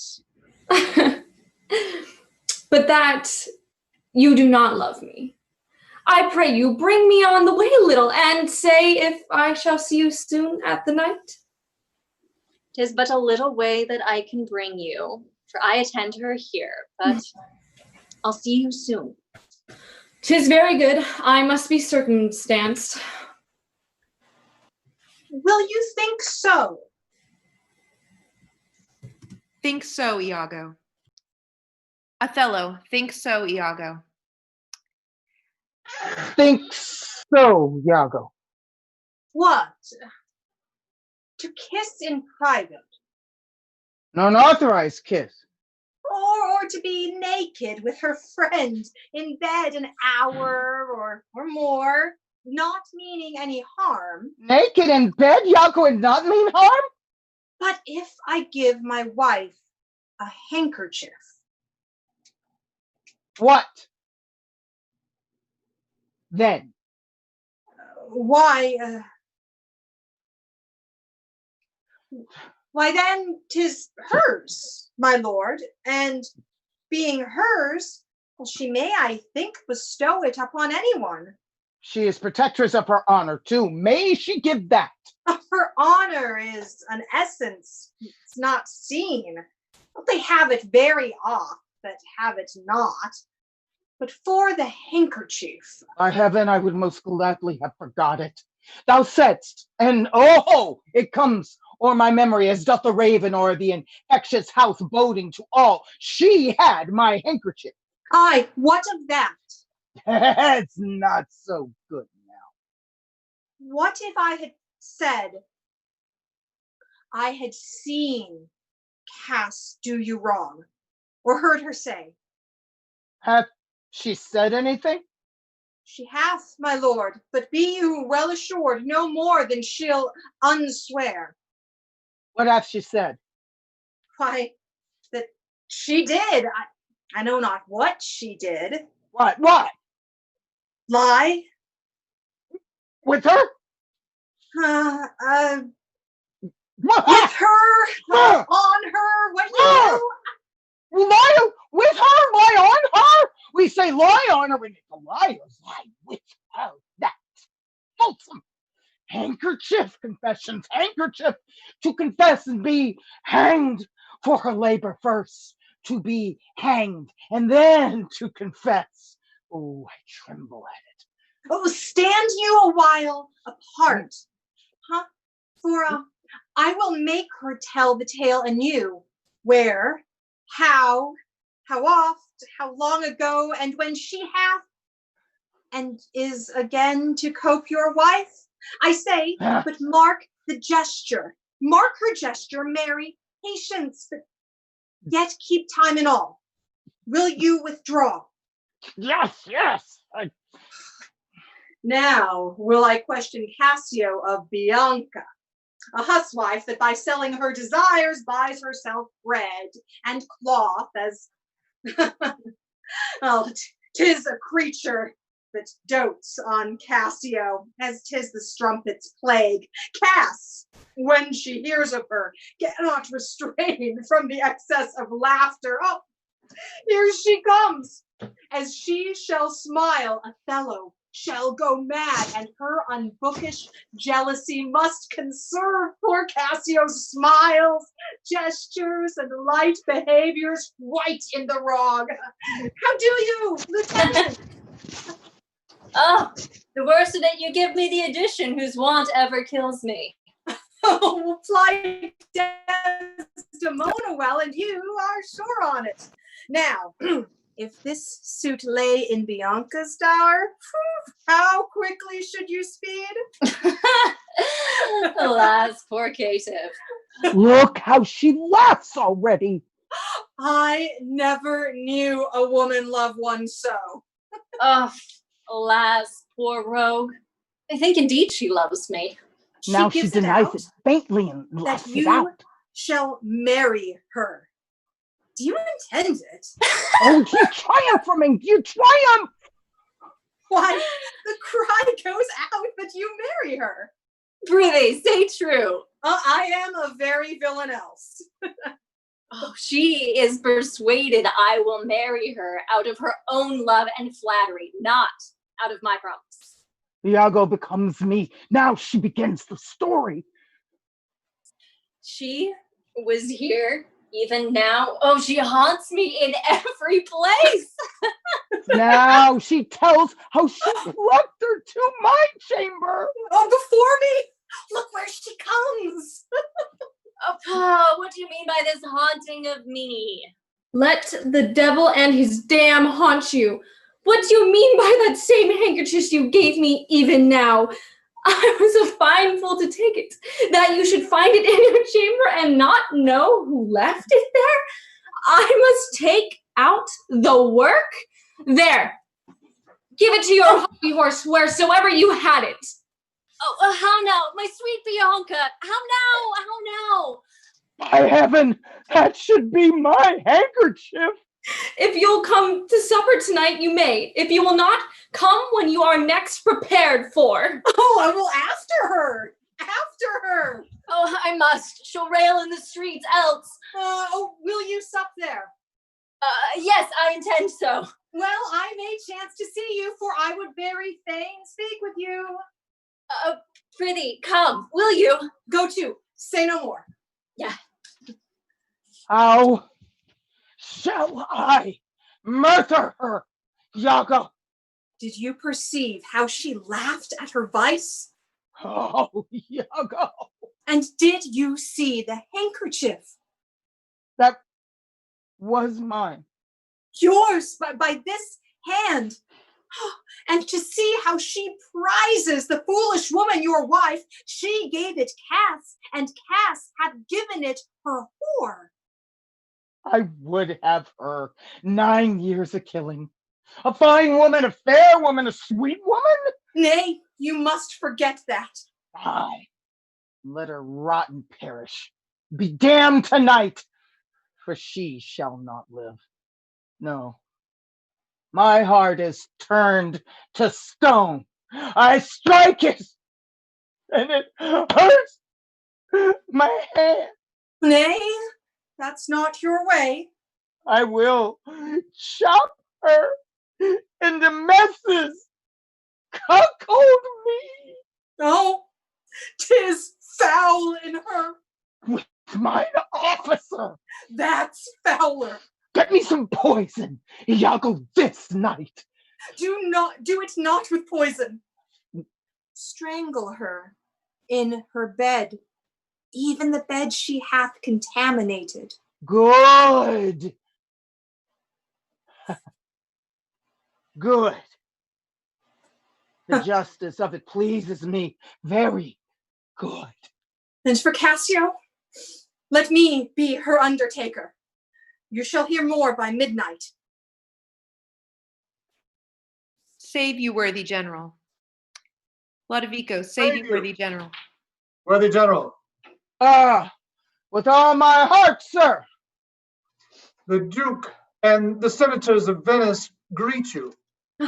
And what's the good news, good cousin Lodovico? I am very glad to see you, Senor. Welcome to Cyprus. Thank you, sir. How does Lieutenant Cassio? Lives, sir.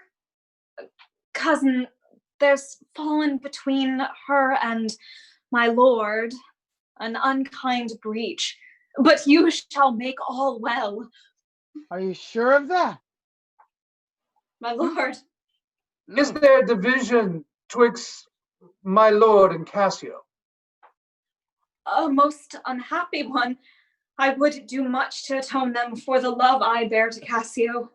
Fire and brimstone! My lord! Are you wise? Oh, what is she angry? Maybe the letter hath moved her, for as I think they do command her home, deputing Cassio in her government. Oh, trust me, I'm glad on't. Indeed. My lord! Devil! Ah!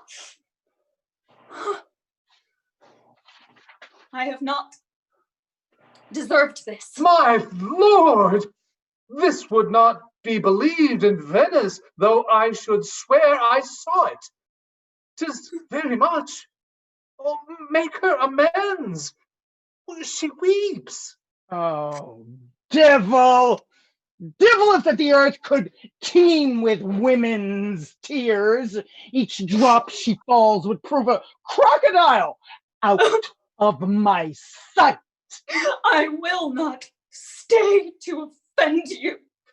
Truly, obedient lady, I do beseech your lordship, call her back. Mistress! My lord. What would you with her, sir? Who? I, my lord? I? You did wish that I would make her turn. Well, sir, she can turn and turn and yet go on and turn again. Oh, and she can weep, sir, weep. Oh, she's obedient, as you say, obedient, very obedient. Proceed you in your tears. Concerning this, sir, I obey. The mandate will return to Venice and Savant. Cassio shall have my place.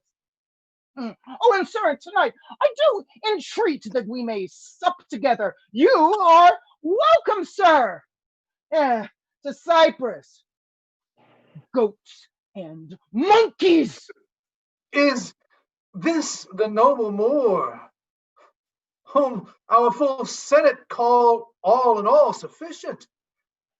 Is this the nature whom passion could not shake? She is much changed. Are her wits safe? Is she not light of brain? She is. I may not breathe my censure. What she might be, if what she might, she is not. I would to heaven she were. What? Strike her wife? Faith, that was not so well. Yet would I knew that stroke would prove the worst. Is it her use?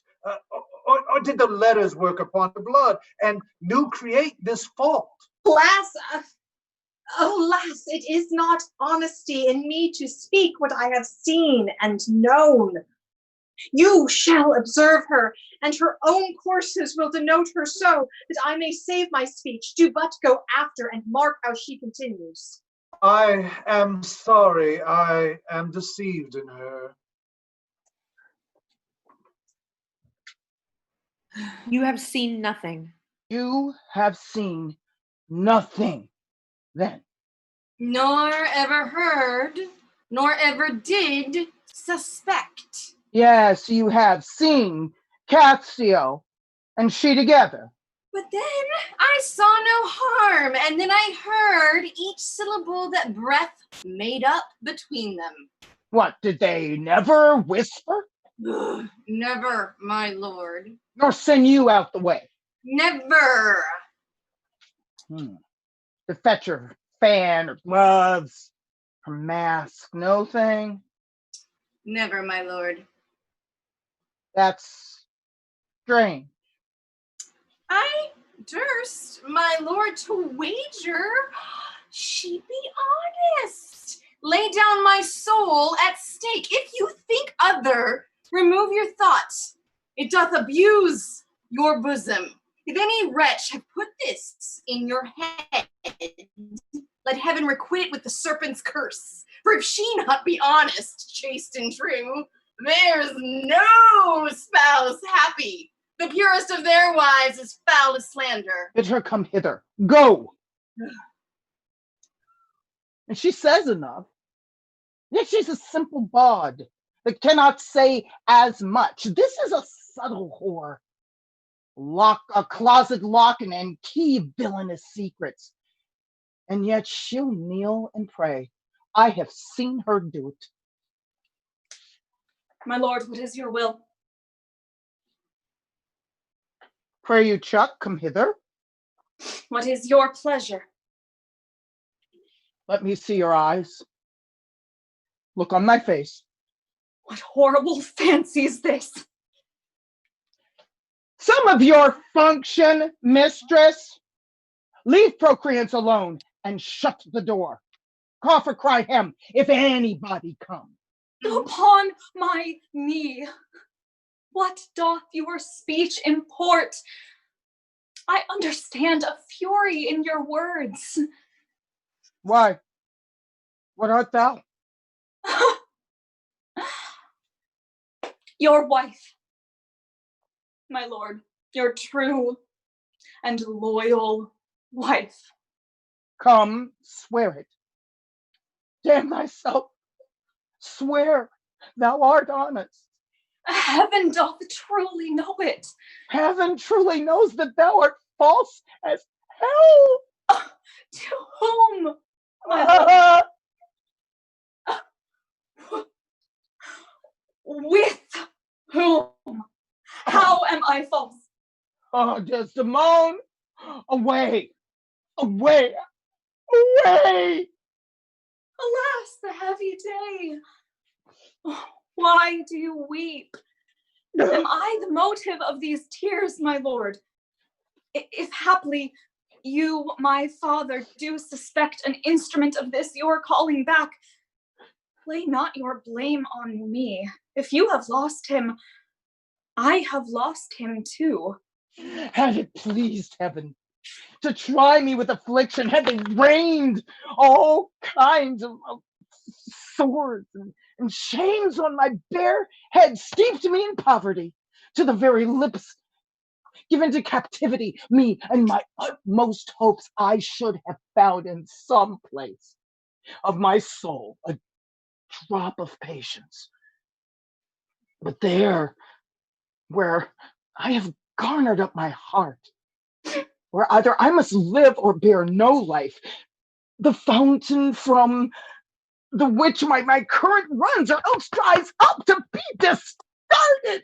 Hence, oh, patience, oh, thou young and rose-lipped cherubim, I here look grim as hell. Oh, I hope my noble lord esteems me honest. Are not you his strumpet?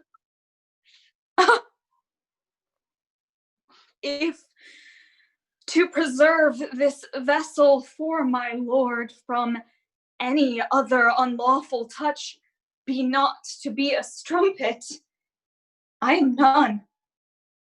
What, not a whore?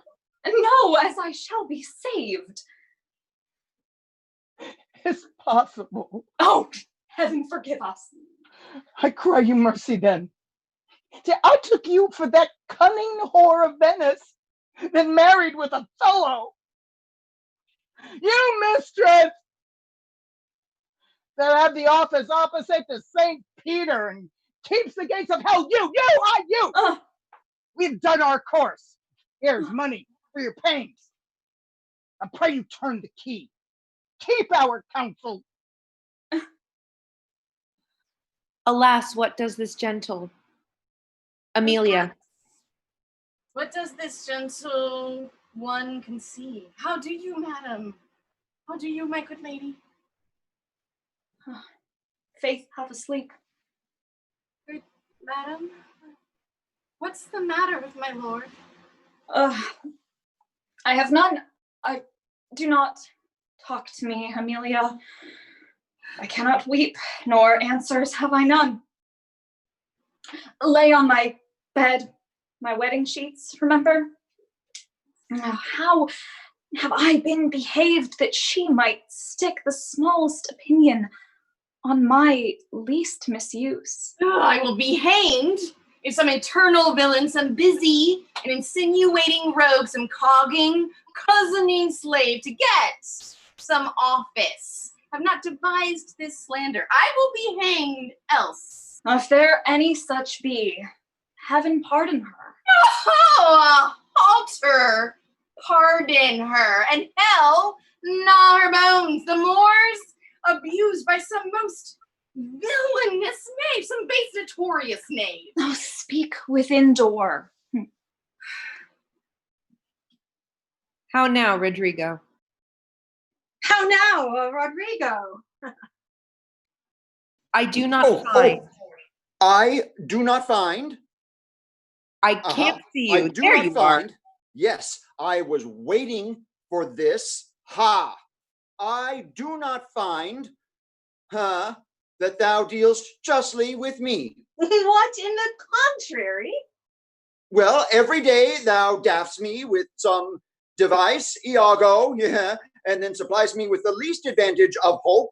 I will indeed no longer endure it, nor am I yet persuaded to put up in peace what already I have foolishly suffered. You charge me most unjustly. With naught but truth, I have wasted myself out of my means. The jewels you have had from me to deliver, Desdemona, would have half corrupted a votarist. You have told me she hath received them and returned me expectations and comforts of sudden respect and acquaintance, but I find none. Well, go to, very well.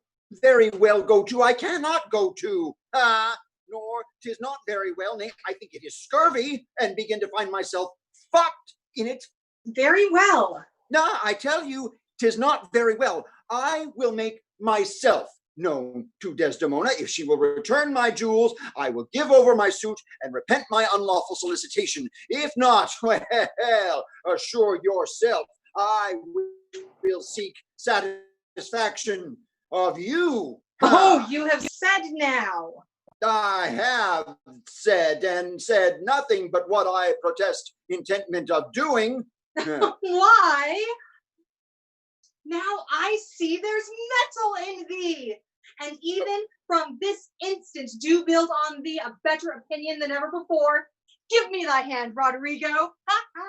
But yet, I protest I have dealt most directly in thy affair. It hath not appeared. I grant, indeed, it hath not appeared, and your suspicion is not without wit and judgment. But Rodrigo, if thou hast that in thee indeed, which I have greater reason to believe now than ever, I mean purpose, courage, valor, this night shew it. If thou the next night following enjoy not Desdemona, take me from this world with treachery. Well, what is it? Is it within reason and compass? Sir, there is a special commission come from Venice to dispute Cassio in Othello's place. Is that true? Why then Othello and Desdemona return again to Venice. Oh no. She goes into Mauritania and taketh away with her the fair Desdemona, unless her abode be lingered here by some accident, wherein none can be so determinate as the removing of Cassio. How do you mean removing her? Why, by making her incapable of Othello's place, knocking out her brains. And that you would have me to do. Aye, if you dare do yourself a profit and a right. She sups tonight with a harlotry, and thither will I go with her. Though she knows not yet of her honorable fortune, if you will watch her going thence, which I will fashion to fall out between 12 and 1, you may take her at your pleasure. I will be near to second your attempt, and she shall fall between us about it, and you shall be satisfied. Okay. Get you to bed. Othello, get you to bed. Get you to bed on the instant. I will be returned forthwith. Dismiss your attendant there. Look to be done. I will, my lord. How goes it now? She looks gentler than she did. She says she will return incontinent and hath commanded me to go to bed and bid me to dismiss you. Dismiss me? It was her bidding. Therefore, good Amelia, give me my nightly wearing, and adieu. We must not now displease her. Oh, I would you had never seen her. So would not I.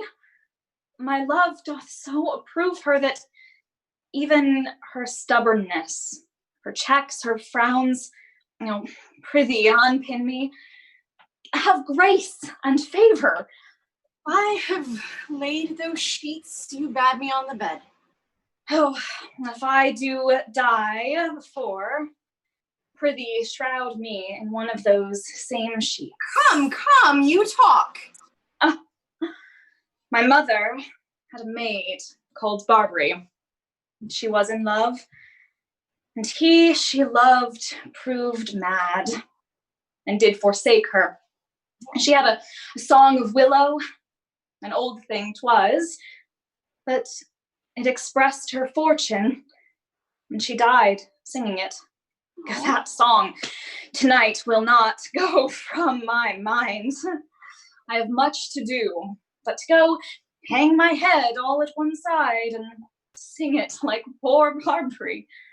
Prithee, dispatch. Can I go fetch your nightgown?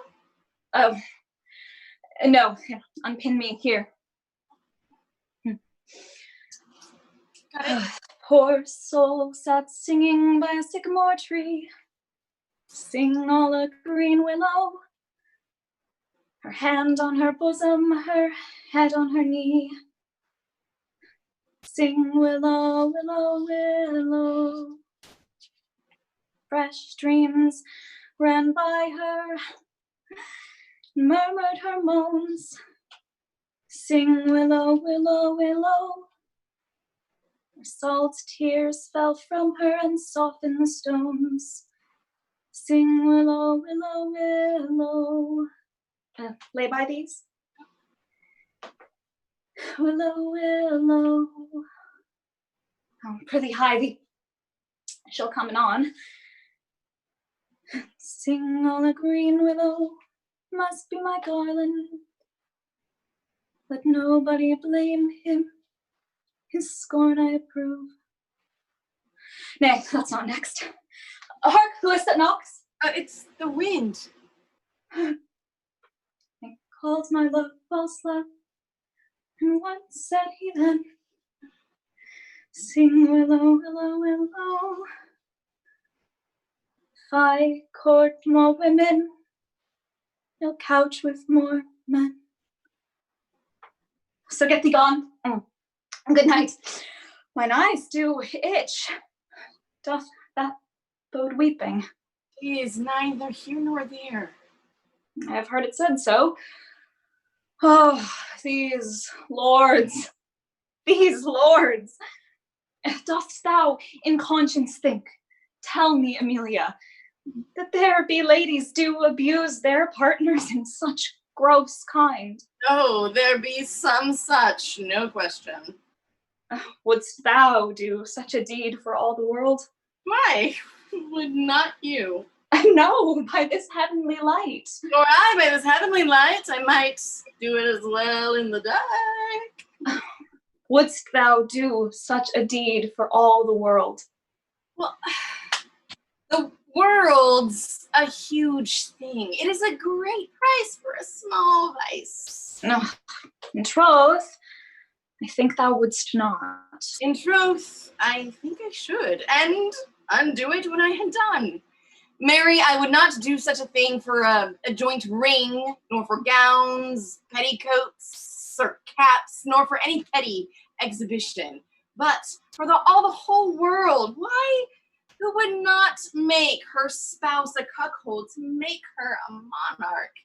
I should venture purgatory for it. Shrew me if I would do such a wrong for the whole world. Why? The wrong is but a wrong in the world, and having the world for your labor, 'tis a wrong in your own world, and you might quickly make it right. Now, I do not think there is any such woman. Yes, a dozen, and as many to the advantage as would store the world they planned for. But I do think it is their husbands' faults, their spouses' faults, if wives do fall. Say that they slack their duties and pour our treasures into foreign laps, or else break out in peevish jealousies, throwing restraint upon us. Or say they strike us, or scant our former having in despite, yet have we some revenge. Let our lords know their wives have sense like them. See and smell and have their palates for both sweet and sour as they have. What is it that they do when they change us for others? Is it sport? I think it is. And doth affection breed it? I think it doth. Is it frailty that thus errs? It is so too. And have not we affections, desires for sport and frailty as they have? Then let them use us well. Us let them know the ills we do, their ills instruct us so. Oh, good night. Good night. Heaven me such uses send, not to pick bad from bad, but by bad mend. Good night. Straight will she come.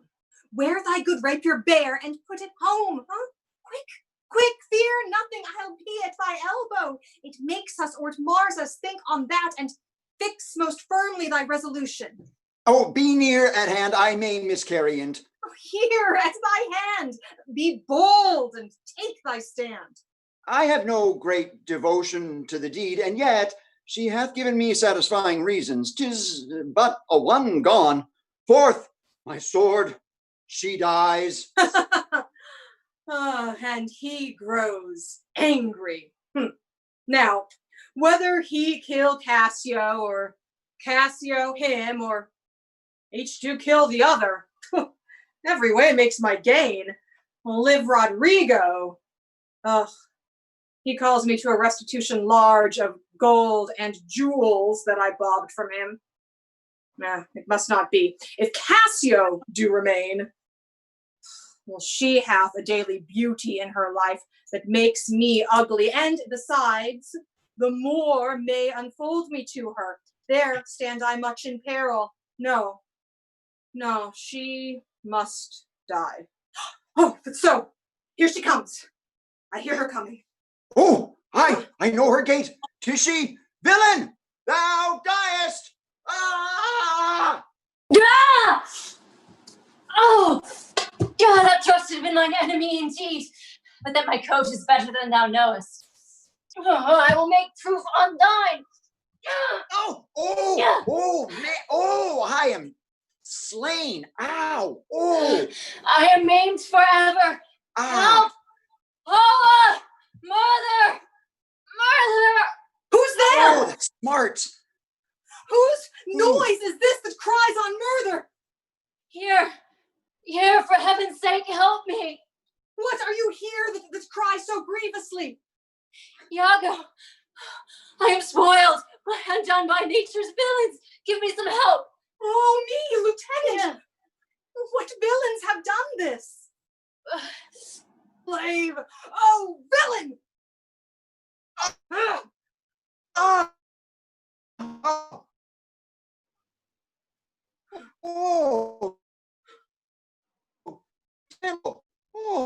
Inhuman dog.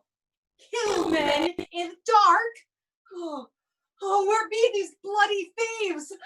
Where may you be? Are you of good or evil?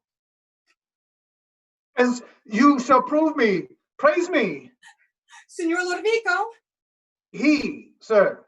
Oh, I cry you, mercy. Here's Cassio hurt by villains. Cassio? How is it, sister? My leg is cut in two. Oh, Mary, heaven forbid. Light, gentlemen, I'll bind her with my shirt. What is the matter, Ho? Who is it that cried? Who is this cried? Oh, my dear Cassio. My sweet Cassio. Oh, notable strumpet. Cassio, may you suspect who they should be that have thus mangled you? No. I am sorry to find you thus. I have been to seek you. Alas, he faints. Oh, Cassio. Oh, gentle ones. Gentle ones, all. I do suspect this trash to be a party in this injury. Do you perceive the ghastness of her eye? Behold her well, huh? I pray you, look upon her. Alas, what is the matter? What is the matter to your wife? Cassio hath here been set on in the dark. She's almost slain, and the other quite dead. Alas, good gentle folk! Alas, good Cassio! This is the fruits of whoring. Prithee, Amelia, go know of Cassio where she supped tonight. What? Do you shake at that? He supped at my house, but I therefore shake not. Oh, did she so? I charge you, go with me. Go fie upon me, strumpet. I am no strumpet, but of life as honest as you thus abuse me. As I fie upon me. Kind, gentle ones, let's go see poor Cassio dressed. Come, mistress, you must tell another's tale. Will you go on afore?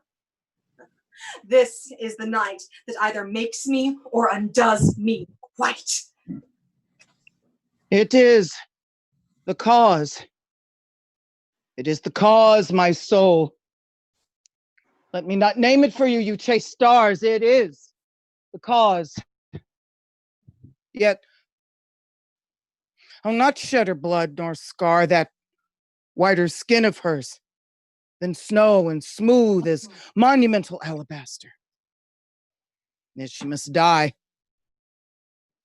or else she'll betray more folk.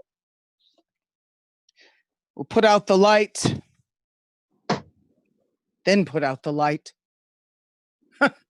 If I quench thee, thou flaming minister, I can again thy former light restore, should I repent me, but once put out thy light. Thou cunningness, pattern of excelling nature, I know not where is that Promethean heat that can thy light relume? When I've plucked thy rose, I cannot give it vital growth again. It needs must wither. I'll smell thee on the tree. Balmy breath. Thou dost almost persuade justice to break her sword. One more. One more. Be thus when thou art dead, and I will kill thee and love thee after. One more, and that's the last. So sweet was ne'er so fatal. I must weep, but they are cruel tears. This sorrow's heavenly, it strikes where it doth love. Oh, she wakes. Who's there? Othello. I, Desdemona. Will you come to bed, my lord? Have you prayed tonight, Desdemona? Aye, my lord. If you bethink yourself of any crime unreconciled as yet to heaven and grace, solicit for it straight. Alack, my lord. What may you mean by that? Oh, I would not kill thy unprepared spirit. No, heaven forfend. I would not kill thy soul. Talk you of killing? I do. Oh, then heaven have mercy on me. Amen with all my heart. Oh, if you say so, I hope you will not kill me. Oh. And yet I fear you. Why I should fear, I know not. Since guiltiness, I know not. But yet I fear. Think on thy sins. They are loves I bear to you. And for that thou diest. That death's unnatural that kills for loving. Alas, why gnaw you so your nether lip? Some bloody passion shakes your very frame. These are portents, but yet I hope they do not point on me. Peace, and be still. I will so. What's the matter? That handkerchief, which I so loved and gave to thee, thou gavest to Cassio. Oh no! By my life and soul, send for the Lord and ask her. No, sweet soul, take heed of perjury. Thou art on thy deathbed. I, but not yet to die. Presently, therefore, confess thee freely of thy sin. Oh, heaven have mercy on me. I say amen. And have you mercy too. I never did offend you in my life. Never loved Cassio, but with such general warranty of heaven as I might love, I never gave her token. By heaven, I saw my handkerchief in her hand. I saw the handkerchief. She found it then. I never gave it her. Send for her hither. Let her confess a truth. Oh, she hath confessed. What, my lord? That she hath used thee? How unlawfully? She will not say so. No, her mouth is stopped. Honest Iago has taken order for it. Oh, my fear interprets. What, is she dead? Had all her hairs been lives, my great revenge had stomach for them all. Oh, alas, She is betrayed, and I undone. Oh, strumpet! You weep for her to my face! Oh, banish me, my lord, but kill me not. Nay, if you strive!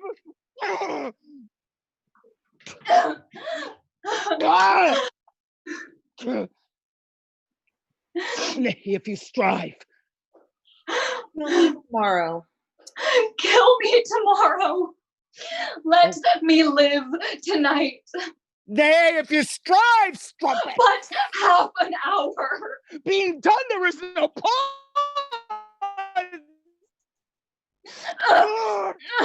But while I say one prayer. Too late. God. God.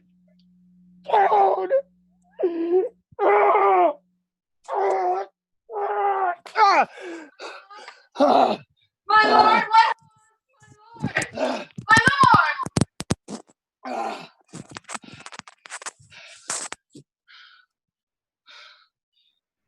There.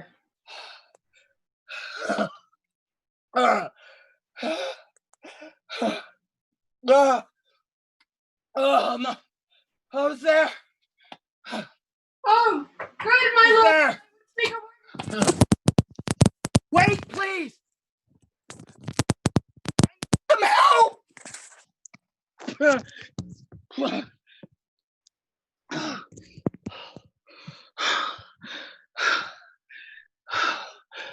Okay.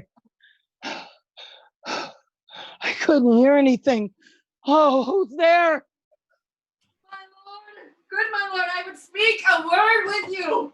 Oh, yes, tis Amelia. Bye and bye. Oh, she's dead. Like she comes to speak of Cassio's death. The noise was high. Huh? No more moving. Oh, still is the grave.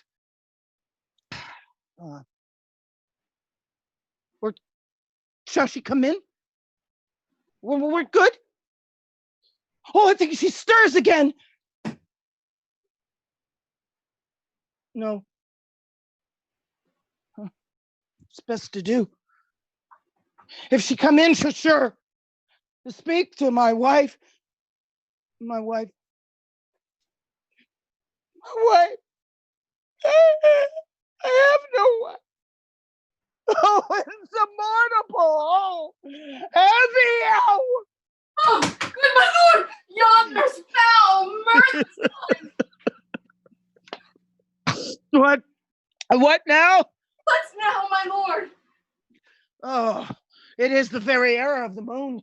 Yes, she comes more nearer earth than she was wont and makes folks mad. And Cassio dead. No, Killed. no, Cassio is not killed. Not Cassio killed. Then mirth's out of tune and sweet revenge grows harsh. Fall asleep. Fall asleep, murdered. What? That what? What else? That was my lady's voice. Help! Help! Oh, help! Oh, lady, speak again. Sweet testimonial. Sweet mistress, speak. A guiltless death. I die. Who's done this deed? Nobody. I myself. Farewell. Commend me to my kind Lord. Farewell. She's like a liar, gone to burning hell. 'Twas I that killed her. Poor angel, she and you, the blacker devil. She turned to folly, and she was a whore. Oh, thou dost belie her, and thou art a devil. She was false as water. Oh, thou art rash as desire to say that she was it's evidently true. Oh, Cassio did top her. Ask thy wife else. My wife? Thy wife? That she was false to wedlock. I with Cassio. My wife. Aye. 'Twas she that told me on her first. In earnest, Iago hates the slime that sticks on filthy deeds. My wife. What needs this iterance? Woman, I said thy wife. Mistress, villainy hath made mocks of love. My wife. Say she was false. Yes, she, woman, I said thy wife. Dost understand the word? My friend, thy wife, honest Iago. If she say so, may her pernicious soul rot half a grain a day. She lies to the heart. What?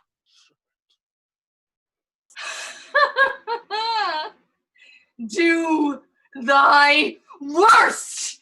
This deed of thine is no more worthy heaven than thou wast worth of her. Oh, peace, you were best. Oh, thou hast not half that power to do me harm as I have to be hurt.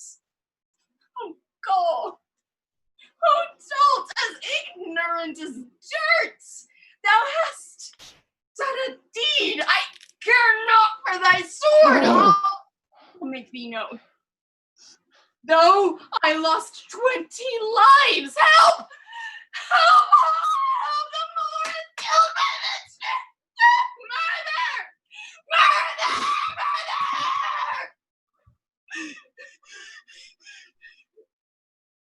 What is the matter? How now, General?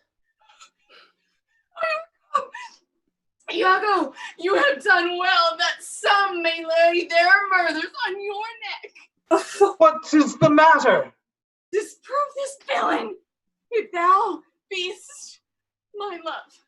She says thou toldst her that her wife was false.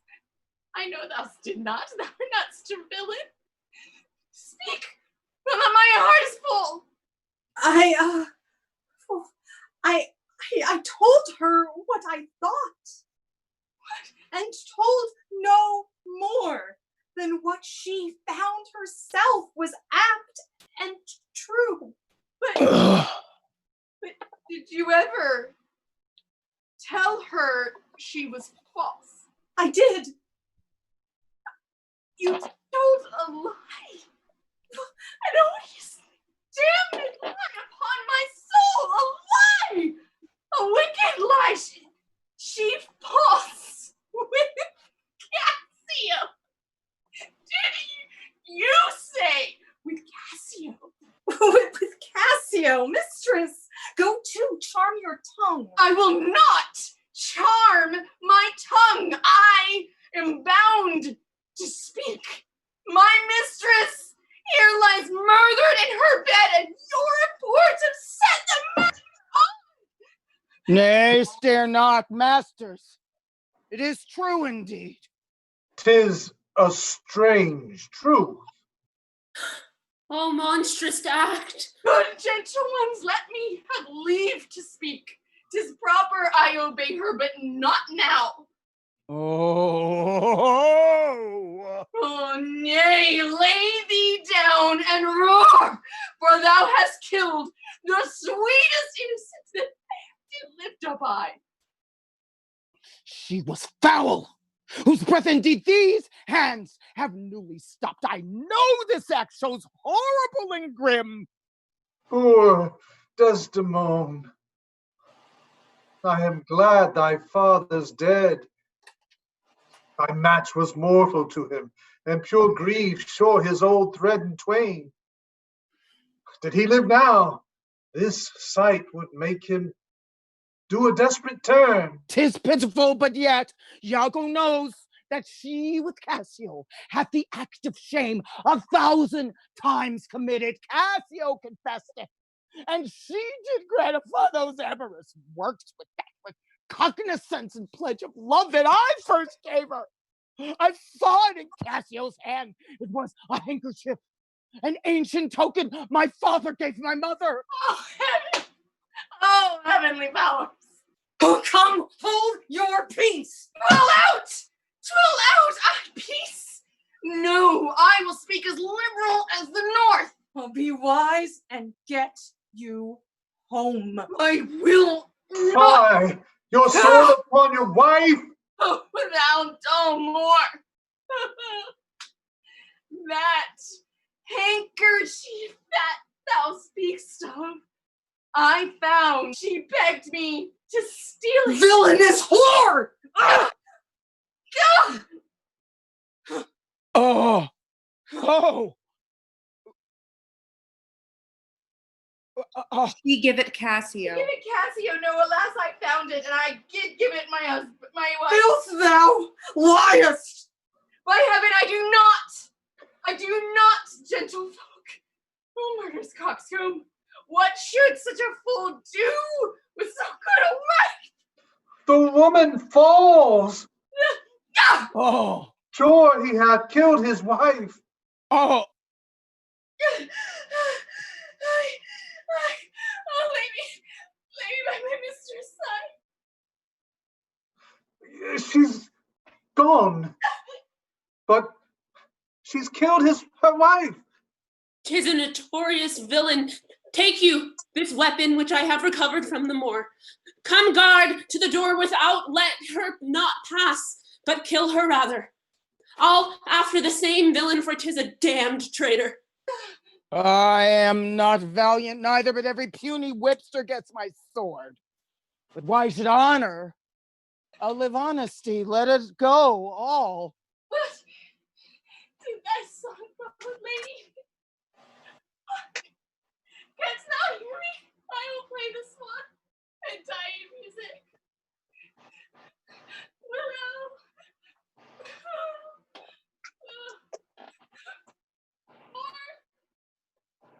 She was chaste.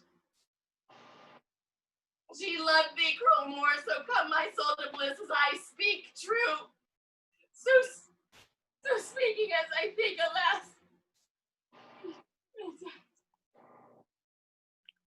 Here is my journey's end. Where should Othello go? Now? How dost thou look now, O ill-starred wench? Pale is thy smock. When we shall meet at Compt, this look of thine will hurl my soul from heaven, and fiends will snatch at it. Go, go, my girl. Even like thy chastity. Oh, cursed villain! Whip me, ye devils! From the possession of this heavenly sight! Blow me about in winds, roast my sulfur, wash me in steep down gulfs of liquid fire, oh, Desdemone! Desdemone! Oh! Oh!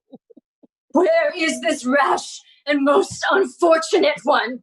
Oh, she that was Othello, here I am. Bring the villain forth. I look down at her feet, but that's a fable. If that thou be's a devil, I cannot kill thee! Wrench her sword from her! I bleed, sir, but not killed. I'm not sorry neither. I'd have thee live, for in my sense, 'tis happiness to die. Oh, thou Othello, that was once so good, fallen in the practice of cursed slave. What shall be said to thee? Why, anything. An honorable murderer, if you will. For naught I did in hate, but all in honor. This wretch hath part confessed her villainy. Did you and she consent to Cassio's death? I, Dear General, I never gave you cause. oh, I do believe it. And I ask your pardon. Will you, I pray, demand that demi-devil? Why hath he thus ensnared my body and my soul? Demand me nothing. Demand me nothing. What you know, from this time forth. I never will speak a word. What? Not to pray? Torment will ope your lips. How came you, Cassio, by that handkerchief that was my wife's? I found it in my chamber. And she herself confessed even now that there she dropped it for a special purpose, which wrought of her desires. Oh, fool! Fool! Your power to command and your command is taken off, and Cassio rules in Cyprus. For this slave, if there be any cunning cruelty that can torment her much and hold her long, it shall be hers. You shall close prison rest. Softy, a word or two before you go. I've done the state some service, and they know it. No more of that. I pray you in your letters, when you shall these deeds, these unlucky deeds relate, speak of me as I am. Nothing extenuate, nor set down aught in malice. Then must you speak of one that loved not wisely, but too well. And say besides that when Aleppo once where a malignant Turk beat a Venetian, I took by the throat the foul, wretched dog and smote her. Oh, No! oh, bloody confusion. Oh, I kissed thee ere I killed thee. No way but this. Killing myself to die upon a kiss.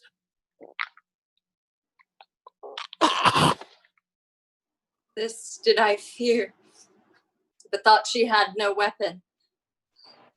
For she was great of heart.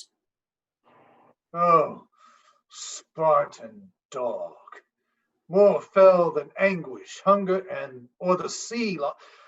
Look on the tragic loading of this bed. This is thy work. The object poisons sight. Let it be hid.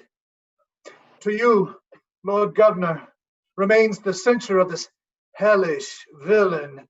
The time, the place, the torture, oh, enforce it.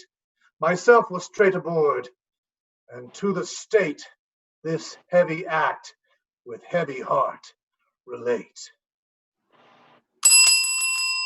Finis, the tragedy of Othello, the Moor of Venice. Friends, I just wanted to say thank all of you for being here. This is a particularly interesting time in the life of this country, and I know that this play is sometimes problematic and we had a different end all set out. But I just have to say that this is just one more interesting story that's an example of what happens when we allow racial injustice to just run wild. Don't let it happen anymore. Don't let it happen anymore. We love you. Black Lives Matter.